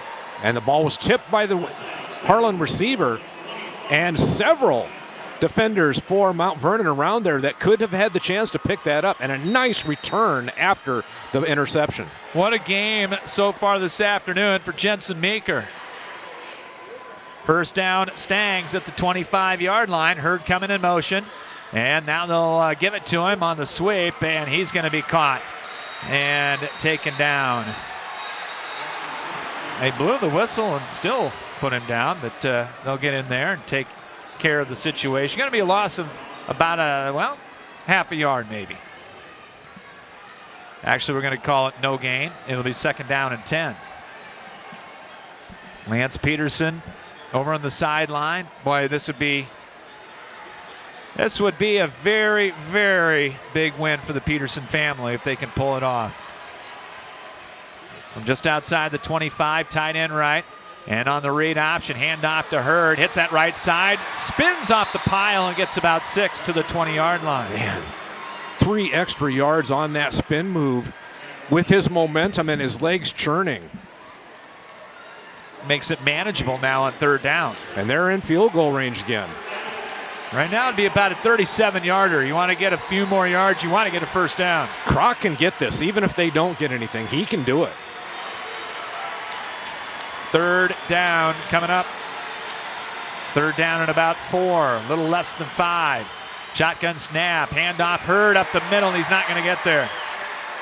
As they're going to throw him back after a gain of about a yard. And Here comes Kroc and the field goal team.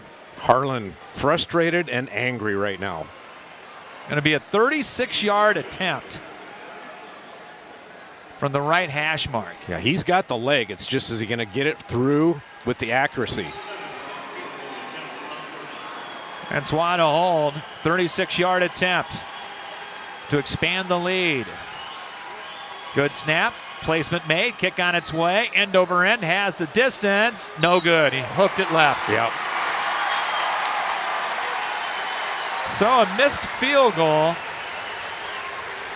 And the interception comes up empty. Well, you try her again now, right? That's right. That just means the defense has got to go back out and continue to do what they've been doing. And we've got a TV timeout. Yes, we do. 8:26 to play here in the third quarter. Mount Vernon 9 and Harlan 7. Back after this here on CRM Live Sports. Centrally located in downtown Cedar Rapids, Hard Drive Elite is not your traditional fitness center. While other gyms offer one-size-fits-all solutions, HD Elite specializes in crafting individual workouts based on your specific needs. You'll receive one-on-one attention from an experienced trainer who both designs and provides game-changing service to the area's top youth level and college athletes. No matter what your age, when seeking help with your personal fitness goals, contact the professionals at Hard Drive Elite today. The MLB, the NFL, the NHL, what do these three have in common? All three professional leagues have a chiropractor full-time in every team. Professional athletes use chiropractic care to perform at their highest level. Let the team at Spinal Corrective Center help you play at 100%. Sports chiropractic care is the next level. Chiropractic care improves body function, reaction, and improves player longevity. Call Spinal Corrective Center today at 393-3996 and see Drs. Kretzinger, Kuehl, and Henick and experience sports chiropractic care to perform at the next level. Spinal Corrective Center, 3800 River Ridge Drive Northeast in Cedar Rapids and at spinalcc.org. No matter where you are in life, Hills Bank is here to help you succeed. Whether you're buying your first house, saving for your child's future, or preparing for retirement, you can count on the people at Hills Bank for the support you need to reach your goals. It's easy to connect with a banker over the phone or on hillsbank.com because we believe banking is better through human connection. Hills Bank is an equal housing lender and FDIC member. Back with you from the Unidome in Cedar Falls as we get back to action. Harlan will have it after the missed field goal at the 20-yard line. Down 9-7 here in a 3A title game. Ball left hash mark, out of the eye. They'll hand it second back. That's Schmitz, and not much. Two, maybe, and then pushed back by a whole host of white shirts. As Visicel getting off the bottom of the pile there for the Mustangs. Again, another great stalemate by the defensive line for Mount Vernon there, not allowing the red push. 2nd and 8. Under 8 to play here in the third quarter. Sears to the left, Aiden Hall out to the right. Casper Bauer under center. Kenkel, the fullback, up the middle on the blast. And the ball came loose. There's a fumble at the 25-yard line. Who's got it? Yeah, they're unpiling here. And Harlan got it. Yep. Harlan got it back, and we'll set up a third and about 5. Caused by a submarining linebacker. That ball did come loose. Yes, it did. Might have been 52 Schumacher that fell on at the center. 3rd and 5. Brazzi out there on Hall. They're going to double Hall. Trip formation to the right. They got 5 receivers here, and now all kinds of motion for Harlan. Mount Vernon has double-teamed Hall the entire game. They are not going to let the best player on Harlan beat him. And I don't blame them. Another penalty. That is 7 on the Cyclones this afternoon. Head coach Todd Blatt down there with his bifold portfolio, which he keeps opening up and looking as if he's a choir director. He has maintained his composure professionally this entire game. Same formation. They'll throw the cross. It's intercepted at the 25. Jasper's going to get a pick six. Touchdown. He's in. Jackson Jaspers read it beautifully. And how about that? Special teams and now the big defense for Mount Vernon. I don't understand it either, Scott, because the pass was not hurried. It wasn't really contested. And all of a sudden, Meeker just broke on it at the last second, and there was nobody in front of him. That was an easy catch. 25-yard interception return by Jaspers. Jackson Jaspers, the junior. And now it can be a two-possession lead for Mount Vernon. Croc's extra point is up and good. And it is suddenly 16-7. My, oh my. Goodness. I think we can officially alert the stations that there is an upset alert brewing. Threw it right to him. That was just easy pickings there for Jasper. Threw it right to him and had nothing but green turf in front of him. Mentioned going into the ball game, Mount Vernon defensively only giving up 141 yards a game, and the defense is, hey, as my buddy Mr. Duker says, defense travels, John. You know that. It sure does, and it's been on display tonight. They've been unflappable. They just have. They haven't backed down one bit to the physicality and the intimidation that Harlan has brought. Instead, they've just been rock solid steady. And it is a two-score lead with 6:49 to play in the third for the Mount Vernon Mustangs. As Ben Kroc will get ready to. And now Harlan's going to stack the two receiving safeties at about the 15. They got to find a way to get Aiden Hall the ball right now. And I think they're going to take a look at what the alignment is here, make sure that they can get Hall in position to try and get the return on this, because he has been so quiet in this game. Yeah, it really has been. But that could change. Here we go. Kroc with the approach and the squib kick right down the middle of the field. One of the upbacks on a hop gets it to the 30, and a beautiful tackle. Form tackle right there by Jace Jaspers, the freshman, at the 34-yard line. They'll mark it at the 33. So 1st and 10 right there for Harlan. Now down 2 scores. Not even after watching that game against Lewis Central on tape, I don't think they were down 2 scores in that game. Another fumbled snap, and Mount Vernon's got it. Oh my! We have yet to get a signal. Mount there Vernon it is. Has got it. Unbelievable. As Wood comes up with it. Ethan Wood. 2 interceptions followed by a fumble for Harlan. They are officially out of sorts right now. This is uncharted territory for them. They have not had this kind of a challenge going back to the first or second game of the season, whenever that was they played Lewis Central. And now Mount Vernon taking over at the 32 of the Cyclones. First down for Henry Ryan in the shotgun. 4 receivers to the right, so they're going to throw it to the left to Meeker, and he comes and makes the catch at the 5 and taken down inside the 5 at the 3-yard line. Great adjustment on the throw of that ball as he had to run underneath the defender to get that. Jensen Meeker puts Mount Vernon at the 3 with a 1st and goal. Great concentration. Now they're going to go with the full house backfield as Jackson Romberg is in there. Ryan will go under center this time. Long count, handoff, Hurd, straight ahead, and he'll get down inside the 2, maybe to the 1. And they're going to mark it at the 2 for a gain of 1. Tyler Panos is in there as well. This is where Mount Vernon really misses Clark Younggreen, who is out for the season with injury. Under center. Will Ryan call his own number? He will. Pushed ahead on the quarterback sneak, and he'll get down to the 1.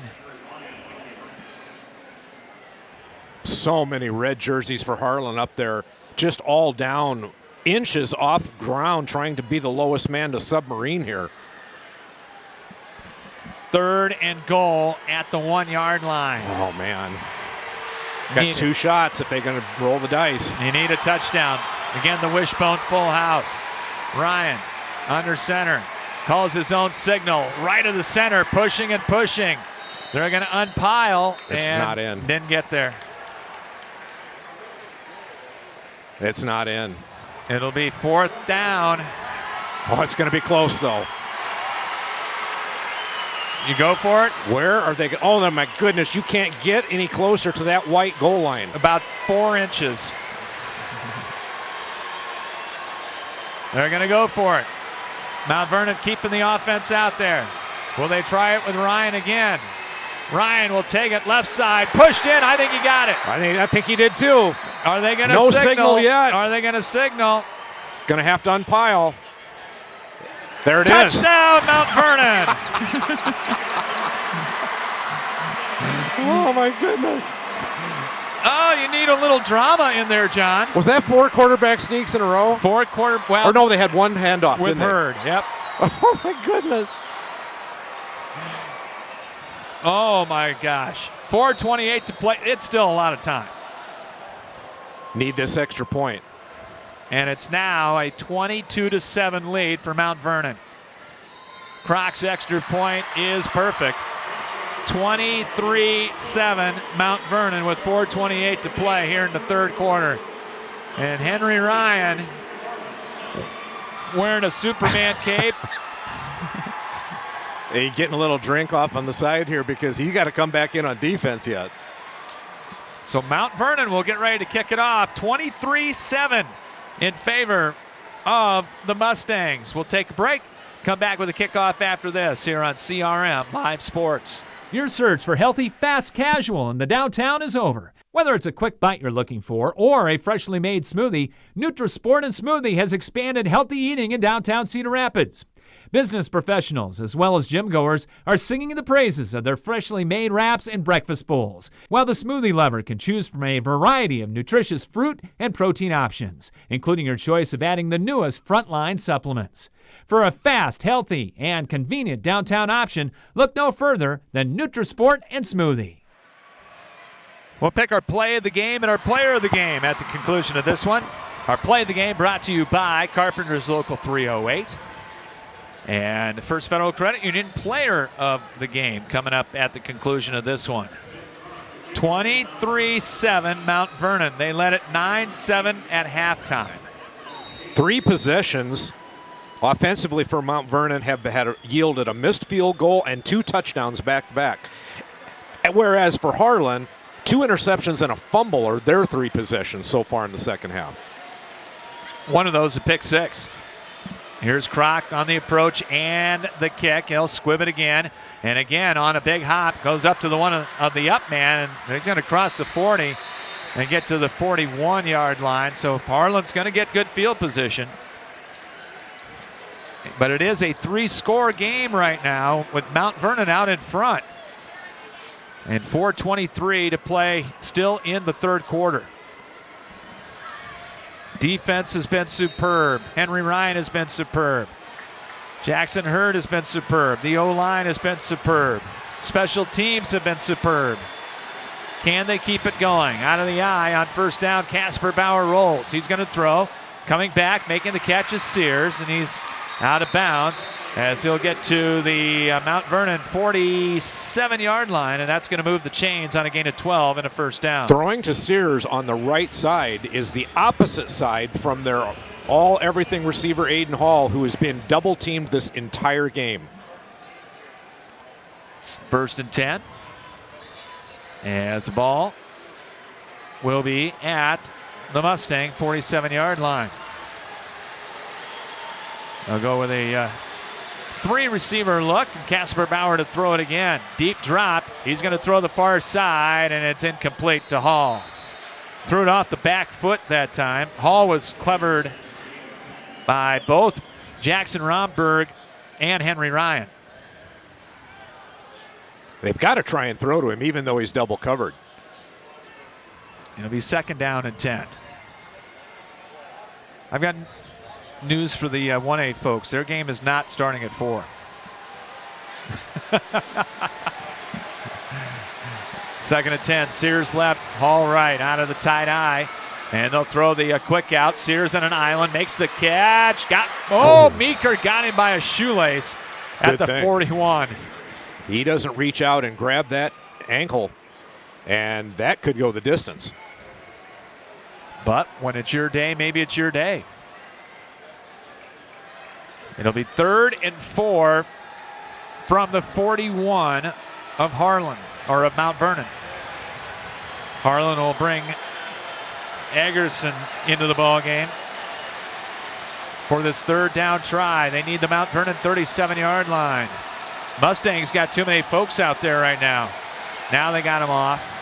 On 3rd down, Casper Bauer to throw. Throws, incomplete. Trying to get it to Eggers. Ryan right there. That pass was way behind him. Good pressure coming in by a defensive lineman for Mount Vernon. Hurried that pass. And there's no indication of the punt team coming on. It's 4th and 4. And this is a solid 4. From the Mustang 41-yard line. 23-7 Mount Vernon with the lead in the upset bid over number 1 Harlan. Receivers left and right. Offset I. Casper Bauer to throw. Throws middle. It's caught. 1st down. They got it to Birch. The tight end. He fumbled the football, though. Loose, but they're going to say he was down. That's the same pass that's been open the entire game. Yep. Great call by the Harlan staff. Going to go for 15 and a 1st down. Just that little seam hook curl pattern to the tight end. And the ground did make that ball come out. Definitely. So 1st and 10 after the 4th down conversion. Clock rolling under 3 to play here in the 3rd quarter. 23-7 Mount Vernon. Casper Bauer in the pistol. Rice the lone setback. He's back to throw. Looks left. Rolling to the right. Throws it away.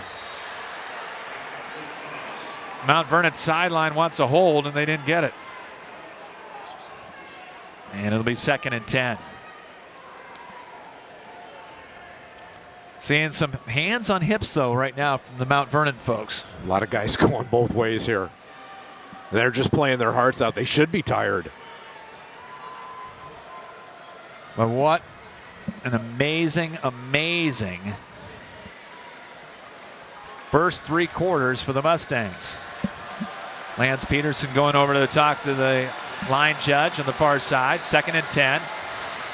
Low snap. They'll hand it off on a draw to the fullback. Kenkel's got a 1st down as he will go for 12 inside the 15 down to the 14-yard line. Kind of a counter draw to the fullback there, and it was executed and blocked very well by the line for the Cyclones. Yeah, Henry Ryan came up to make the stop. So it's a gain of 12 and a 1st down for the Cyclones of Harlan. 3 receivers. They'll send Sears left. And Eggers and Hall to the right. Casper Bauer to throw. Going to throw left side and incomplete through the hands of Sears. Brazzi was in there forcing the quarterback to throw it before the receiver made the break. Sears is going to catch that down inside the 5-yard line, and he just took his eye off it, didn't pull it in. And that'll make it the 2nd down and 10. He can even hold to a field goal here would be big. Be a victory. 2nd and 10 for Mount Vernon. From the for Harlan from the Mount Vernon 14. Casper Bauer looking right. He's going to throw, coming back, making the catch. And I think it was Birch again. Aiden Hall. Oh, Aiden Hall. 6, okay. Finally targeted him. And they're going to give progress down to about the 7-yard line. Only his 3rd catch of the ball game. 3rd down, a little more than 2 coming up. Stimmel on the stop, pushed him out of bounds. I'd say watch the fullback here. Kenkel and Schmitz behind the quarterback. And they'll hand it to Schmitz. Kenkel out in front. Tackled right at the marker. Going to be close, but I think he got it. They moved it back. It's going to be 4th down. And about a foot. 4th down and a foot coming up for Harlan. Under 2 to play in the third. 23-7, Mount Vernon on top. Sears left. Hall to the right on 4th down. And they'll give it to the big fullback. Kenkel hit, push back, but he got progress for the first down, I believe. They stonewalled him, but I think he's going to have forward progress. Yeah, they're marking it down at about the 3. That'll be a 1st and goal coming up for Harlan. As they try to climb back into this one. Now they've got it a 2nd and goal. Did they give a 1st down on that last? Yes.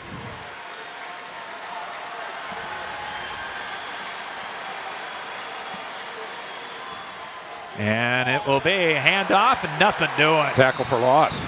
In the backfield as Mount Vernon knifed through there as Visicel made the tackle. As Hall, they tried to get it to him again.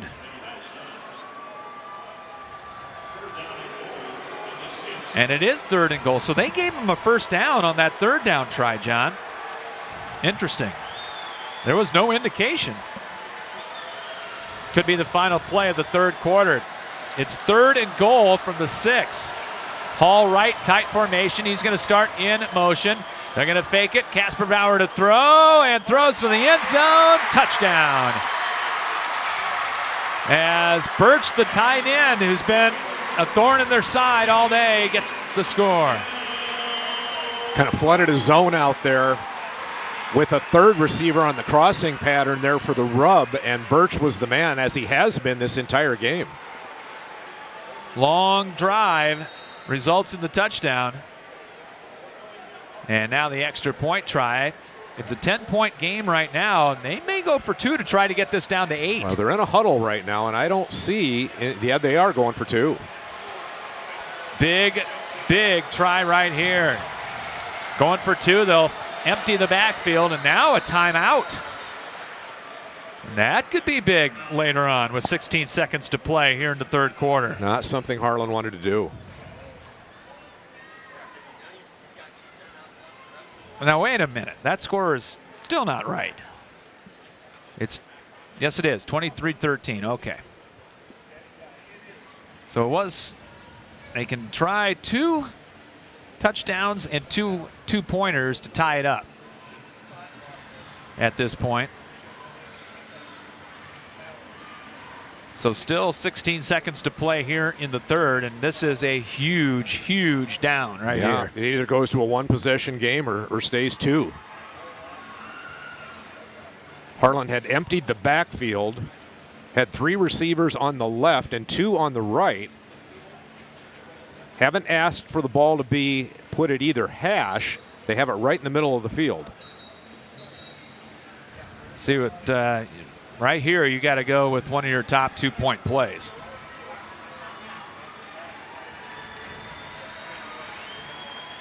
And we'll see what Harlan comes out with. They'll go to that empty look again. 2-point try coming up, 23-13. Harlan fans on their feet, as they should be.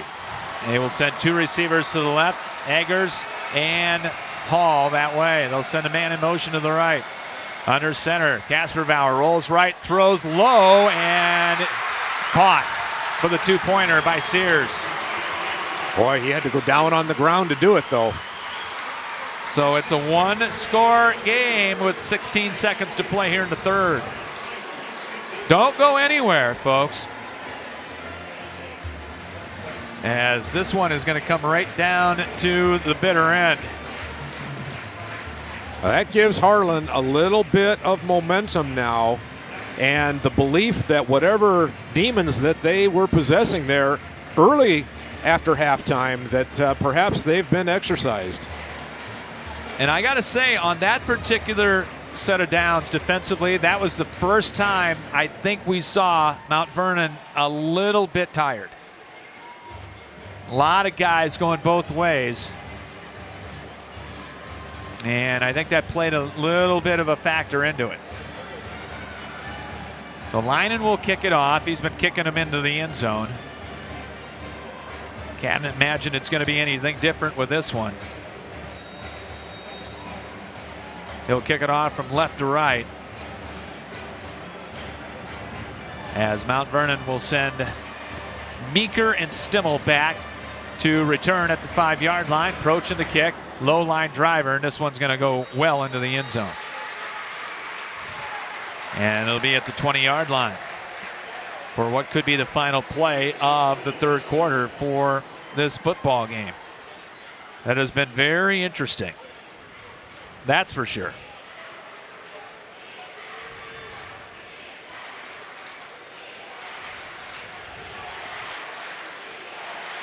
As Mount Vernon will take the lead into the third quarter, you got to think, or the fourth quarter.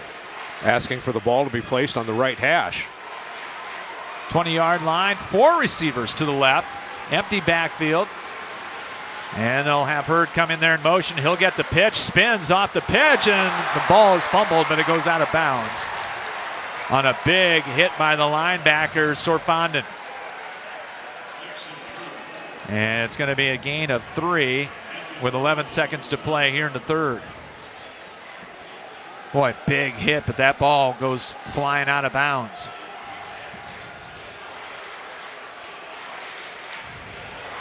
You're wondering about previous meetings? Yeah, there have been between Harlan and Mount Vernon.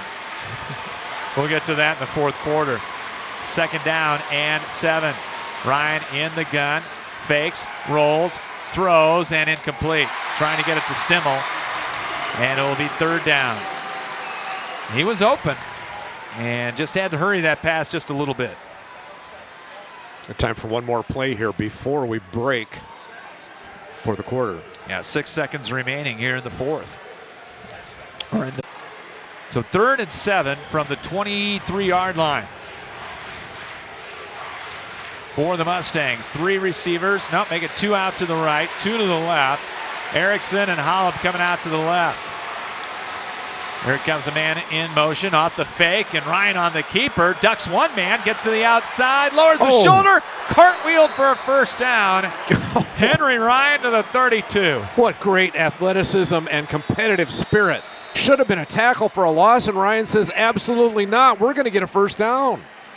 He ducked under 1 and got the 1st down pickup. At the end of the third quarter in the 3A state championship game, it is Mount Vernon 23 and Harlan 15. Fourth quarter coming up after this on CRM Live Sports. American Family Insurance agent Kurt Gustafson is committed to inspiring and protecting dreams right here in Cedar Rapids and the surrounding area. He starts by getting to know you and your needs and build a free auto, home, or life insurance quote. By bundling policies, we can often offer a variety of discounts. Whether you're purchasing a car, buying property, managing an investment property, starting a small business, or leaving behind a legacy, we've got your back as you pursue your dreams, and we'll help protect them. Insure carefully, dream fearlessly. See Kurt Gustafson Agency of American Family Insurance on Johnson Avenue Southwest, right across from the Johnson Avenue Hy-Vee for more details. Looking for reliable and professional plumbing service in the metro area? Look no further than Evans Plumbing. From the smallest and simplest jobs to large commercial plumbing needs, Evans Plumbing will strive to exceed expectations by ensuring that all plumbing work is done to Evans Plumbing uses only the highest quality parts and equipment to ensure customer satisfaction is guaranteed, and 24-hour emergency service is available. Evans Plumbing, 5070 18th Avenue Southwest, and at evansmasterplumber.com. Well, buckle the seatbelts, everybody, as we head to the fourth. Mount Vernon up 23-15. They've got a new set of downs on the great run by Henry Ryan. It'll be 1st and 10 at the 32 when we start quarter number 4. Through 3 quarters, unofficially, the total yardage, Harlan 199 yards. Mount Vernon, 121 yards. Harlan has turned it over 4 times and had a punt partially blocked in this game. Going into the fourth quarter, you'd have an 8-point lead. Would you have taken that? Yes, thank you. Yeah, now it's no longer is it having to go 48 minutes to beat Goliath. Now it's 12. All you want was a shot in the fourth quarter. 1st and 10. Joey Romberg not played today due to injury. Henry Ryan has moved from tailback to quarterback, and he'll keep on the quarterback draw. Broke 1 tackle and then taken down by Sorfondon as he gets to the 39-yard line, but a pickup of 7.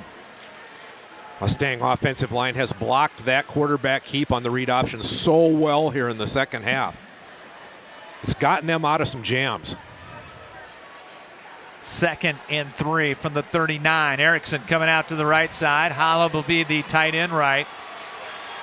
Hurd the lone setback. Long count. Ryan gets it. Going to be the same play. Following that right side and close to a first down. Going to depend on the spot. I think they're going to give it to him, though. Maybe not. Nope, going to be about a foot shy of the first down. But, boy, you love 3rd down and about 6 inches. Mount Vernon 0 for 8, though, on 3rd downs this afternoon.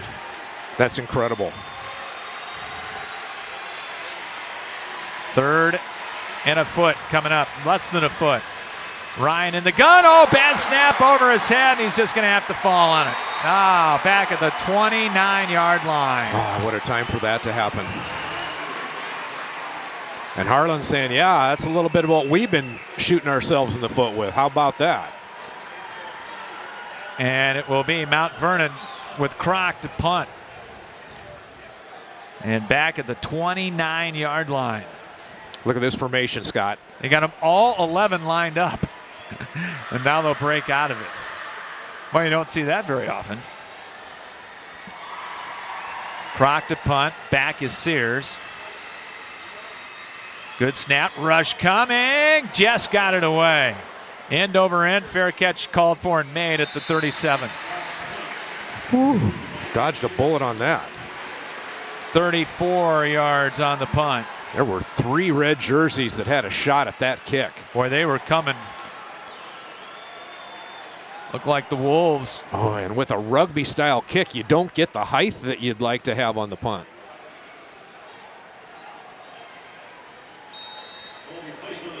So it'll be 1st and 10 Harlan looking for the tying touchdown and 2-point try, perhaps. They've got it on the 38-yard line. Hall in a slot right. They'll go with 2 receivers left. From the near side hash, Casper Bauer to throw. Under pressure, throws far side and overshot Hall, incomplete. Oh, some big-time holding got ignored there. Yeah, it was Cardell Berry, I think, got held. He got one of the towels of Casper Bauer. Well, if they show this on the replay, that was just some blatant holding by one of the offensive linemen.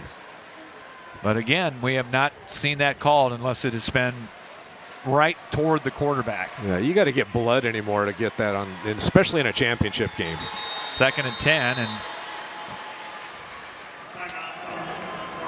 timeout Harlan. Ooh, and that is their 2nd of the half.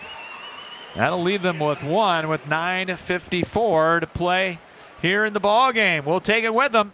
It's Mount Vernon 23 and Harlan 15. Back after this here on CRM Live Sports at crmlivesports.com. Does your business need signs, nameplates, or name badges? Looking to recognize an employee, athlete, or student for a job well done, or promote your next big event? Letter Perfect in Cedar Rapids has what you need to identify, recognize, and promote. ADA-compliant office signs, industrial signs, full-color signs, dimensional letters, personalized plaques, and awards of all kinds, and thousands of items to customize with your company logo to promote your business. Letter Perfect, 5412 Centerpoint Road Northeast, and online at letperfect.com. Well, hang in there, Mount Vernon fans. going for 13-0. We mentioned that these two teams did meet before, John, in a championship game. And you got to go back to 2003 as we were there. We called that game against Harlan. Mount Vernon had a 2-score lead and 2 big touchdown passes. Yep. Won it that day for the Cyclones. During that timeout, a couple of the Mustangs are being worked on, maybe for cramping issues. Wouldn't doubt it. Well, we know what it's like to play in here, John, from covering games in the MVC. It is it's a very different atmosphere when you play in here, weather-wise, too. Warmer and drier than you think. You can get dehydrated pretty quickly. All those games against the Cedar Falls Tigers for those years. So it is 2nd and 10. Sears right. Aiden Hall coming to the left side. Mount Vernon going to double him once again. They've got 5 defensive backs. Casper Bauer to throw. Stops, throws right. Coming back, Sears makes the catch and taken down immediately at the 43-yard line for a 5-yard gain. On pass number 32 of the afternoon for Tegan Casper Bauer.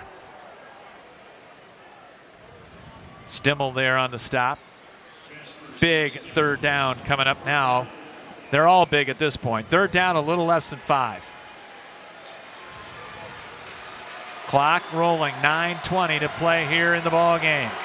3 receivers left, 1 to the right, 1 set back. Casper Bauer in the gun. Back to throw, throws. There's that tight end again, John, for the 1st down. He just goes into that hook curl zone and settles down in there and then floats to any opening that he sees. And it's been easy money all night long on that pass. 8 catches, 111 yards, and a touchdown for Birch. And easily, whenever they've needed either a touchdown or a 3rd down conversion, that's the play they go to. Well, they're going to the double team side with Hall. And nobody's coming over there to help, so Birch is one-on-one. That's the numbers game. Yep. Casper Bauer to throw on 1st down. There is the hook and ladder, and Eggers thrown right down after the lateral. That's a great call by the Harlan staff, but not fooled whatsoever were the Mustangs. Tried the hook and ladder to the short side. It was set up perfectly. But tell you what, Caden Stimmel read it beautifully. What an individual effort by Stimmel. Well, they gave him 4 on that. And it will be 2nd down and a little more than 5. 3 receivers to the left. Casper Bauer to throw. Under pressure. Throws incomplete. And it'll be 3rd down. Try to get it out of the backfield to Joseph Rice. Visslisol just bearing down hard. Had a great gappy shot through there and almost got the sack. Did the right thing, though. He kind of went around, let up. He pulled his punch. That's hard to do when you got a head of steam like he had. And then he did the old barrel roll to the right. Play clock at 10. Harlan still in the huddle. 3rd down, 6. Under 8 to play the ball game. Mount Vernon up by 8, 23-15. They stack him in the slot left. Back to throw, Casper Bauer throws in the flat. Eggers with the catch, but Henry Ryan right there, Johnny in the spot to wrap him up for a 3-yard loss. Well, and he gets up and gives the fist bump right in front of head coach Todd Blatt on the sideline. Oh my goodness. 4th down and 9 for Harlan. And I don't see a punter out there. No. They're just 5 yards inside the Mount Vernon territory at the 45, and you know they got to get points here. 7:20 clock rolling. 4th and 9. They need the Mount Vernon 36. Here comes the blitz. Casper Bauer back to throw. Rolls to the right. Throws, and it is caught by Birch, and he's going to get the 1st down by about a half a yard. Oh, it's going to be just enough. There's that man again. First time tonight, Tegan Casper Bauer has really extended a play with his feet by jumping out of that pocket and getting his receivers some time, and they got exactly the yardage they needed. Boy, and a good catch. Meeker was right there along with Harlan. First down from the 36, 6:49 and running. Mount Vernon up by 8. Now Kenkel, the fullback, right up the gut. And he'll take it for 4, maybe 5. Well, they're going to give him 6 to the 29. As Barry was there, Jaspers, who has a pick 6, and Visicel. 2nd and 4. You're seeing a lot of hands on hips, hands on knees right now, John, with Mount Vernon. Yep. They look as though right now they could just use a timeout, if nothing more, to get some air in their lungs. And boy, did you call that one, John. You know, that if I'm the defensive coordinator, that's what I'm doing, is I'm lobbying for our guys to come over here. Yeah. So a timeout, and I think a really good timeout, with 6:12 to play here in the ball game. Mount Vernon trying to ice this 23-15 lead. Only their first time out here of the second half. And Harlan has only 1 remaining here for the ball game. Mount Vernon has played just 1 whale of a football game here this afternoon without their quarterback, Joey Romberg. And they need to come up with a defensive stop here. Well, they did have the 1 interception early in the game, but it didn't end up costing them any points because Harlan couldn't convert off of it. And as we look back and analyze this, because we won't have a very long post game tonight to really dissect this the way that we like to, Scott.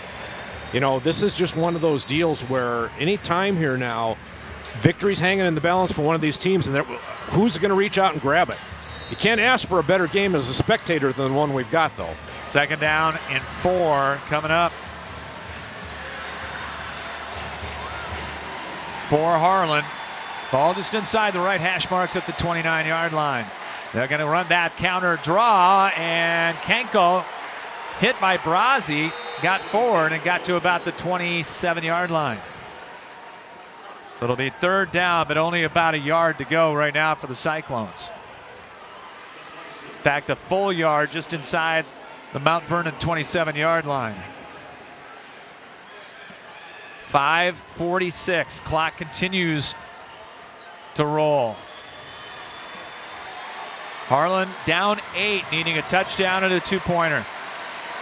On 3rd down, they'll give it to Kenkel, the big fullback, 1st down. Ryan and Barry stopping him, but it's going to be a 1st down on the pickup of a couple. So many weapons on this football team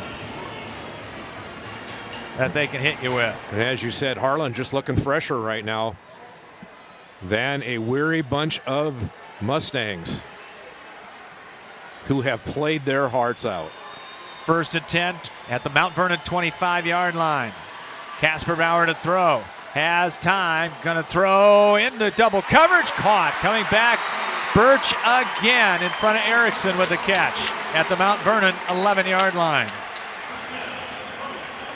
for 14 more. And that was tight coverage, too. Birch just went up and out-wrestled it away. 134 yards and 10 catches for the tight end, Jacob Birch. 1st and 10, they can get a 1st down at the 1. High formation, handoff, Schmitz off the left side, inside the 10, and the pile will go down to the 8. On a gain of 3. As we go under 4.5 to play here in the ball game. We'll have the Plum Supply Kitchens and Baths post game for you coming up at the conclusion of the contest.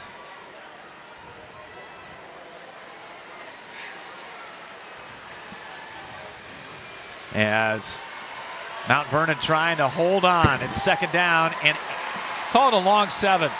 4 minutes to play in the ball game. And hold on, we got a penalty flag from the far side. And what is this about? Oh, it's going to be lining up in the neutral zone against Mount Vernon. Offsides on Mount Vernon defensively. Only the second penalty of the ball game. That's going to be half the distance. Well, they're going to give it 5. No, I think they went half the distance. Okay. Because they went from the 8 down to the 4. Second penalty. So now it's 2nd down and 3.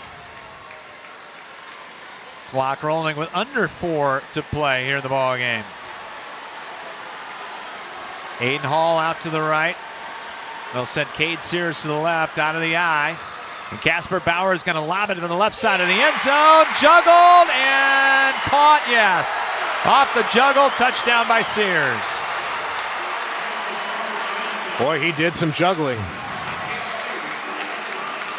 But he came down with the toes in the purple. So now the conversion, which could be for all the marbles, although we've still got 3:39 left. As they show that catch on the replay, the Mount Vernon crowd not happy about that being signaled a touchdown. All right, here you go. It's academic, though. This is the play right now. Here's the 2-point try. And there's still 3:39 to go.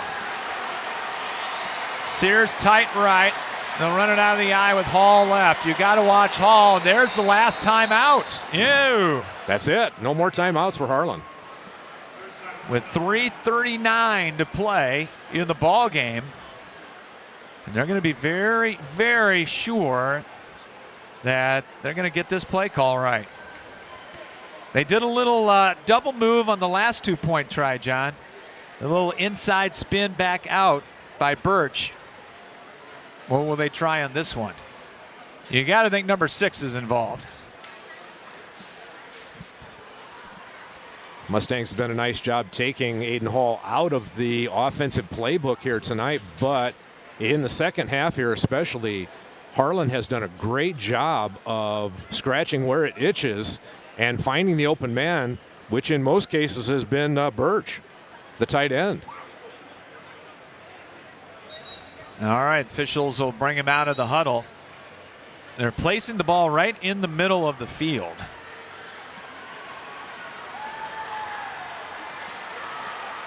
As it'll be a 2-point try for the top with 3:39 to play in this 3A championship.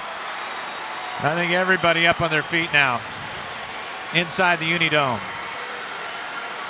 With 3:39 to play in regulation, and Uncle Mo is definitely wearing a red jersey right now. We're going to take, well, let's just keep it here. They're not going to take immediate timeout.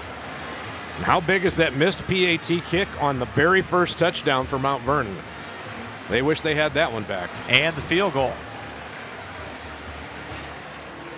As Lynan will get ready to kick it off. Now remember, no timeouts left though for Harlan at this point.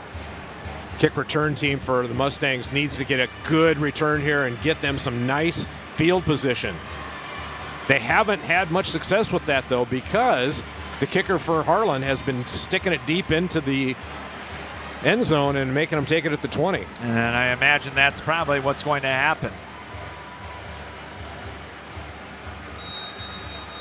Mount Vernon will send Stimmel and Meeker back. 23-23 with 3:39 to play here in regulation. Here's the approach and the kick. That one only about 5 yards deep. All right, Mount Vernon at the 20 for Henry Ryan.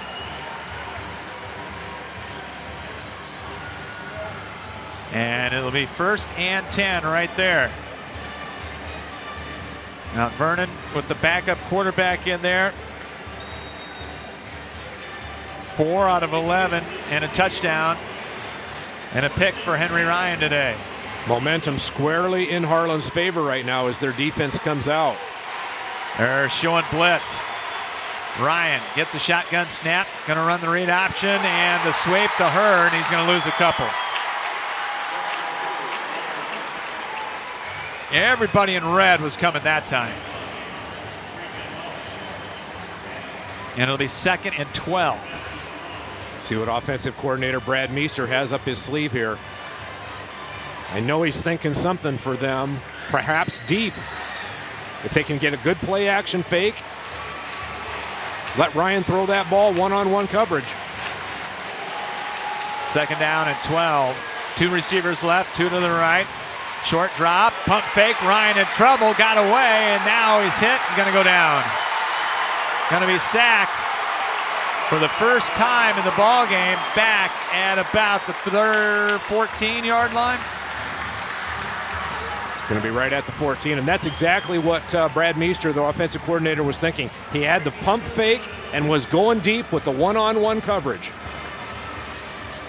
Pocket just collapsed a little too early on Ryan. Sorfanen in there for Harlan. 3rd and long, 3rd and 16. Mount Vernon is 0 for 9 on 3rd down tries from their own 14. 4 receivers lined up right. Back to throw Ryan. He's going to throw left. Has guy out there and overshot Erickson, incomplete. Had him, but Ryan was under duress, and now you're turning it over to your defense. Brady Erickson just didn't quite have the giddy up that he needed. Ball was thrown a little too much air underneath it. So it's again special teams coverage here. Going to be important to get downfield and get this taken care of. And Harlan's going to have good field position. Hall and Sears back at midfield to get the crock punt.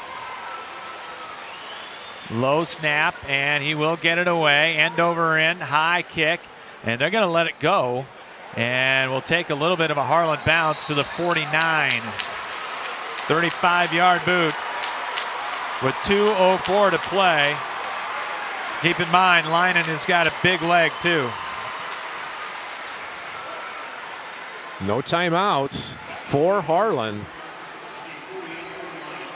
48, they're going to call it, of Mount Vernon. Oh, for a sack. Oh, for a turnover here, if you're a Mustang fan. 23-23 with 2:04 to play. They'll put 2 receivers left. Kenkel in the slot, 1 setback. They're going to run the counter. Here's Hall, and not much. Got back to the line. Hollab and Jaspers brought him down, and we're going to go under 2 to play. So I'm going to go back to something we observed at the end of halftime, Scott, where the kicker for Harlan came out all by himself, and he was kicking 50-yard field goals flawlessly. Not very many people watching him, but he was drilling with great accuracy and distance. Minute 33, clock running. 2nd down and 10. Casper Bauer from the gun. Looking deep, throwing middle, caught! The 20, Sears for the touchdown. Got behind him and a 48-yard throw. And is this deja vu of 19 years ago? 2003 all over again, isn't it? Jim Bellamy, same exact thing that happened to his Mustangs. Almost exactly. Sears juggled it, but he made the catch. And Casper Bauer with his 2nd touchdown pass. Both of them to Sears. That one from 48 with a minute 24 to go here in the ball game. As the extra point try is good. And it's a great comeback by Harlan, 30-23. With a minute 24 to play here in the ball game. We'll have the Plum Supply Kitchens and Baths postgame show coming up for you here. Let's take a quick break. We'll come back with a kickoff after this here on CRM Live Sports, CRMLiveSports.com. Cedar Rapids Millwork, providing outstanding service to Eastern Iowa for over 50 years. Quality products, including windows, doors, moldings, hardware, stair parts, specialties, and cabinets. Locally owned and operated, Cedar Rapids Millwork has in-house production, providing innovative quality services for contractors and their customers of the corridor.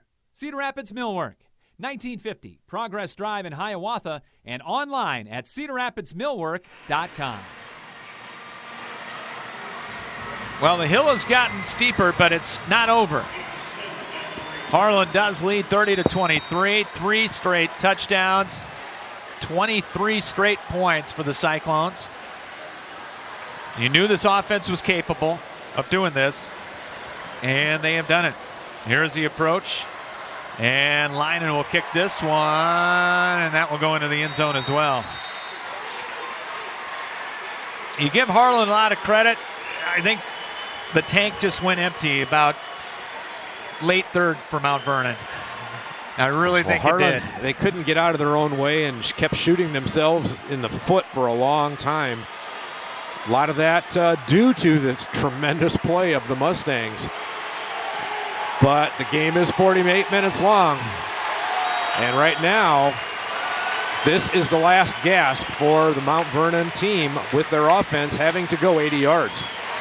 Or at least, well, we're going to see. 2 receivers right, Ryan in the shotgun. Play clock at 10. Got 1 setback. And here comes the blitz. Ryan under pressure, going to throw it, and it's going to be incomplete.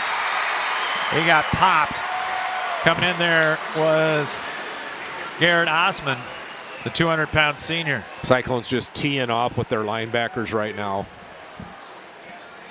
It's like a red wave coming at Ryan as he tries to look downfield. 4 for 12 for Ryan at 2nd and 10 from the 20-yard line, down by a touchdown. 2 receivers left, 1 to the right side. They're going to throw it quickly. Receiver screen, Stimmel on the catch and gets out of bounds, but only a gain of about 2. And it will be a 3rd down and long. And as we've said all night, Mount Vernon has not converted a 3rd down try in this football game. We'll have the Plum Supply Kitchens and Bass postgame for you coming up here on a quick postgame. We got to vacate quickly. 3rd and 8. 4 down territory, obviously. 4 receivers to the right side. They're going to throw back to the left. Going out there for Meeker, incomplete. 1-on-1 with Sears. And now it's 4th in the season. With 1:07 to play here in the ball game. Mount Vernon with 2 timeouts. You use one here and they will. Timeout. Mount Vernon. So the Mustangs will bring them over and talk things over. Well, you know they're bringing the dogs. They're bringing everybody again. They've done it mainly the entire ball game, but especially since the momentum change. Yeah, every time they get a toehold, boy, they just unleash the hounds. There's just so few plays that Mount Vernon has right now in their arsenal without Romberg in there at quarterback. Nothing against the job that Henry Ryan does, because he has been tremendous this game. But the passing attack that you need right now, just not in the playbook for a lot of those things, are not in the arsenal at this point. As Mount Vernon's got 1 more shot. They got to get 8 yards on this 4th down play.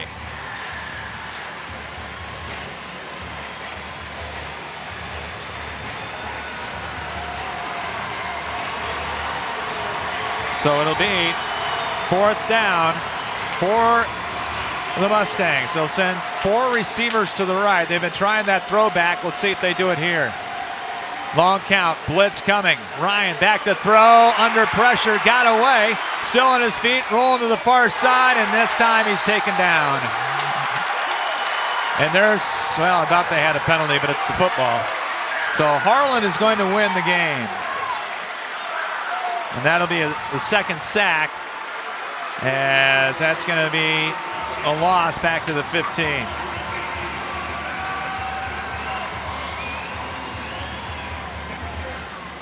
As the still a fantastic season for the Mustangs. What a tremendous effort tonight. Well, how could you ask of anything more from your guys than what they gave for their community and school and coaches tonight. Absolutely. As Harlan will go into victory formation, and they'll win their state best 14th championship. They'll have to hike it one more time. And Mount Vernon will use that last time out with 53 seconds to play. Almost shocked the world. Almost. Almost. Oh, everything was going right. If this game is 45 minutes instead of 48, it's a different story. Indeed. But Harlan is Harlan for a reason. Yes, they are. And it's a good football team, and they're going to win 2 state championships. And they almost couldn't get out of their own way tonight. How many turnovers did they have? My goodness, they started the game with a fumble. 4 turnovers in the ball game. I mean, given 10 shots against Harlan, could Mount Vernon have crafted a better effort and game plan than they had tonight? I don't know. I don't think so. I don't think so. I mean, I think this is the absolute prime example of what this team could do, and they almost pulled it off. My goodness. Almost got it. It's going to be a couple more hikes, and that'll do it. Casper Bauer in victory formation here. Mount Vernon is out of timeouts. And there's the kneel down. They'll have to do it one more time. Nothing to hang their head about for Mount Vernon. And a couple, undefeated regular season, getting to the Dome. Oh, my. Beating Solon twice. Unranked with no votes in the preseason poll. And there it is. The 14th state championship for the Harlan Cyclones. Congratulations to Todd Blatt. And a little disbelief down there for Mount Vernon, but they played their absolute hearts out. They should be so proud in this game. Mount Vernon community should be so proud of their effort. My goodness. All of the adversity that they faced coming into this season, and then especially this game tonight with Joey Romberg not being able to play a down. Just a tremendous effort. You can't say enough about the Herculean effort that the Mustangs put forth tonight. 30-23, the win to Harlan, as the Cyclones will take home the 3A state championship. And we'll step aside, come back with a very brief Plum Supply Kitchens and Baths post-game show for you. And we'll do it right after this as you're listening to high school football here on CRM Live Sports. The Cedar Rapids, Iowa City Building Trades Council represents 18 building trade unions in the corridor. Each union provides skilled workers for construction projects throughout the area. Union workers are highly skilled professionals who are determined to better their communities. The building trades unions are always looking toward the future.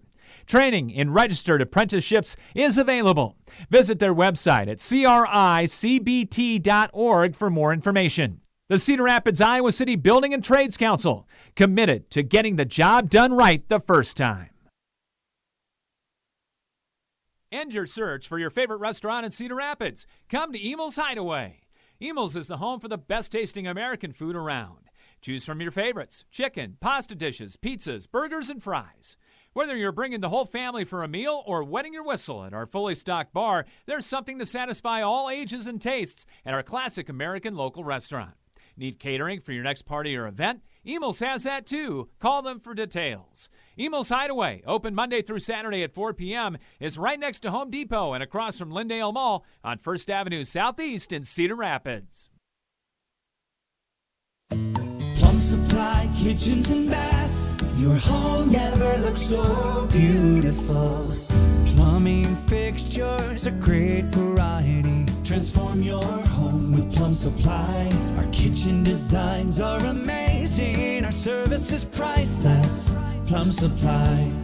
Touch and see. Plum Supply Kitchens and Baths. Your home never looks so beautiful. Back with you from the Unidome in Cedar Falls. Scott Udash and John Haggerty with you as Harlan wins the 3A state championship. The trophy presentation is about to take place down on the field. And we'll get the announcement of the runner-up trophy for the Mount Vernon Mustangs, as they will end the season at 12-1 and second place here in the state of Iowa. What a season. As led this for most of the way, but Harlan quit doing the mistakes and stopped shooting themselves in the foot, and Mount Vernon just ran out of gas. Here we go. With a record of 12-1 in their 10th appearance in the championship game in high school football, the 26th appearance in the playoffs. Please help us congratulate the student athletes, coaches from Mount Vernon and the Mustangs. Big hand for Mount Vernon as they get the runner-up trophy. Final yardage looks like this: 295 yards for Harlan, while Mount Vernon had 106 in the ball game. Wow. I mean, you hold Harlan to 295, John. That's not bad. And you only had a little over 100 total yourself. Oh my goodness. But on the ground, 81 yards rushing for the Cyclones. 214 through the air. Tegan Kasper-Bauer, 22 of 39, 214 yards.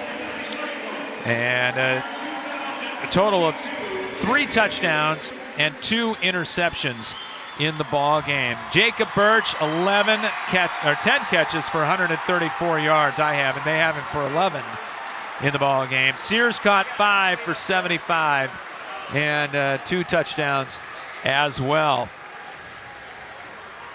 On the ground, Kenkel leading the way with 11 carries for 43 yards. Hall had 8 carries for 25 yards and a touchdown. Schmitz had 4 carries for 16 yards. First downs in the ball game: Harlan with 17, Mount Vernon with 6. Mount Vernon had 42 yards rushing, 64 yards passing. Henry Ryan was 5 of 14 for 64 yards, 1 touchdown and 1 interception in the ball game. Meeker caught 2 for 61 and a touchdown. Stimmel caught 2. Holland caught 1. On the ground, Henry Ryan, 16 carries, 38 yards and a touchdown. Jackson Hurd, 14 carries, 29 yards for the Mustangs. 2 penalties, 9 yards. That was it for Mount Vernon. 7 penalties for 52 yards for Harlan. 4 turnovers for the Cyclones and only 1 for Mount Vernon. But Mount Vernon, third down conversions, 1 of 13 officially, 6 of 17 for Harlan in the ball game this afternoon. And time of possession, Harlan winning out 26 minutes, 52 seconds to a 21:08 in the ball game for Mount Vernon. And just, like I said, nothing to hang your head about if you're a Mount Vernon Mustang at this point. You came out, everybody, when Joey Romberg wasn't going to be at the quarterback spot. I mean, everybody up here was saying, well, this thing was over, and how quickly was the continuous clock going to go? And no, Mount Vernon wasn't going to have any of that. You know, they've just gone about the business all year long of proving the doubters wrong. And that just, in so many ways we could enumerate here, but we don't have the time because we have another crew that has to come in behind us. And yet, what a tremendous season. 3 minutes, Scott, from a dream-perfect season, and David knocking off Goliath. That's how close they came. And would you think that they did it by only having a little over 100 yards of total offense? That's nothing short of incredible. Pick 6 in there, blocked punt, which led to points, and taking advantage of a couple of fumbles. You did what you had to do in the end, but I think, like I said, gas tank got a little empty there in the fourth quarter. All 3 areas of the game were just played nearly flawless for Mount Vernon, and the Mount Vernon community rightfully should be so proud of this entire season that their Mustangs put forth. It starts at Lance Peterson, their head coach. And it just permeates down through everybody that's on that team, into the school, the whole community. I just can't say enough about how proud Mount Vernon did themselves this year. But good teams find a way to win. Mount Vernon shut down Aiden Hall, but they went to the tight end. They went to the wideout. Tight end Birch had a tremendous game. Sears also caught a couple of touchdown passes. And you can hold down a tremendous offense for a while, I guess. And especially when you get tired, you can't hold them down for the entire 48. About 45, and then the tank just ran a little dry. But that can never take away the tremendous pride that Mount Vernon's community should feel about this football team. Take a break, come back, and wrap things up from the Unidome in Cedar Falls after this here on CRM Live Sports. First Federal Credit Union is proud to sponsor high school athletics. We understand the hard work and dedication it takes for these students to succeed on the field or in the classroom. At First Federal Credit Union, we work hard every day to listen, solve problems, and are dedicated to finding ways to help you with your financial needs. From home loans to auto loans, checking, or even the best savings rates in town, we're here to help you achieve your goals. Learn more about First Federal Credit Union at firstfedcu.com, member NCUA. First Federal Carpenters Local 308 in Cedar Rapids is a member of the North Central States Regional Council of Carpenters, representing nearly 27,000 members and their families in the upper Midwest. The union is dedicated to protecting and elevating the economic and social conditions of all workers and to provide our industry with the best trained, most productive, and safest workforce available. Carpenters Local 308 is always looking for new workers to join their ranks. Apprenticeship classes and training are available for you to become a skilled worker for your career. More information on Carpenters Local 308 is available at carpenterslocal308.org. Back at the Unidome one final time. Scott and John with you as we wrap up this 3A state championship with Harlan beating Mount Vernon 30-23. We need our player of the game. It is brought to you by First Federal Credit Union. Check them out online at firstfedcu.com. Thanks to Tom Charlstrom, everybody at First Federal, helping us out. We do appreciate it. They are a tremendous sponsor of what we do here on with high school sports on CRM Live Sports.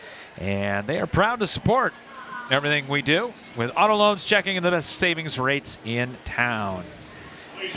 Could go a lot of different ways.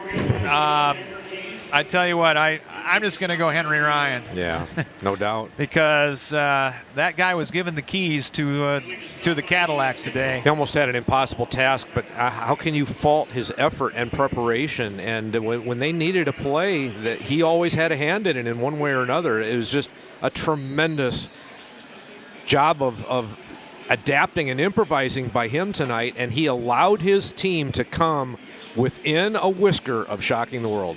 So congratulations to the senior, Henry Ryan, who is our First Federal Credit Union player of the game.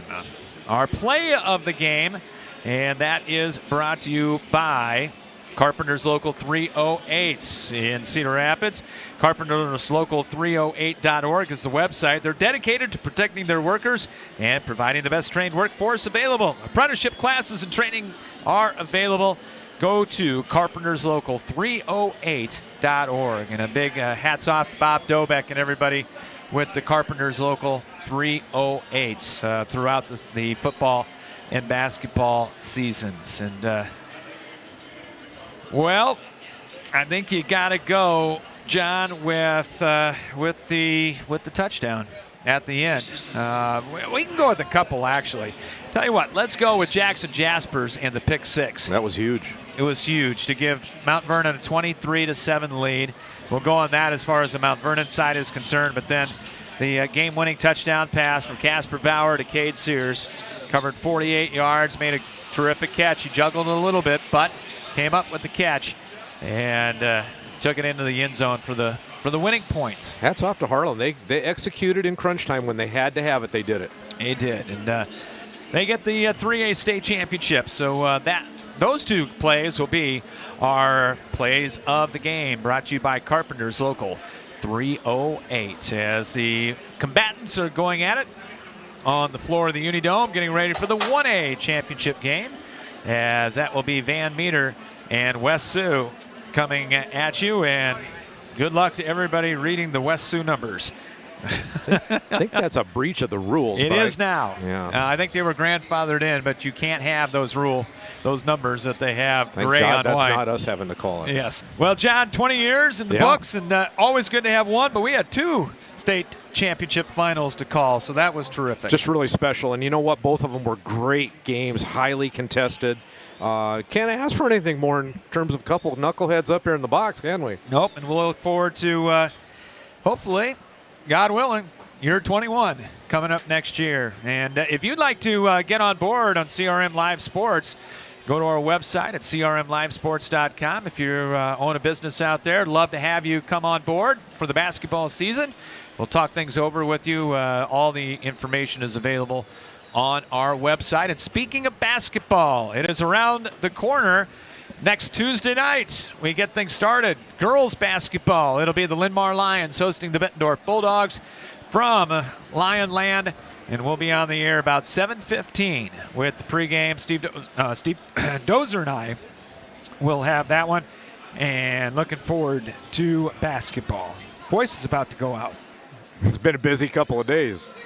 Really has been, and we'll get a little drinky poo here and make our way back down the corridor and get ready for basketball coming up next Tuesday night as Linmar will host Bettendorf. John, it's been fun, a pleasure, and we'll look forward to doing it again next August. Another great season. Thanks for letting me help you.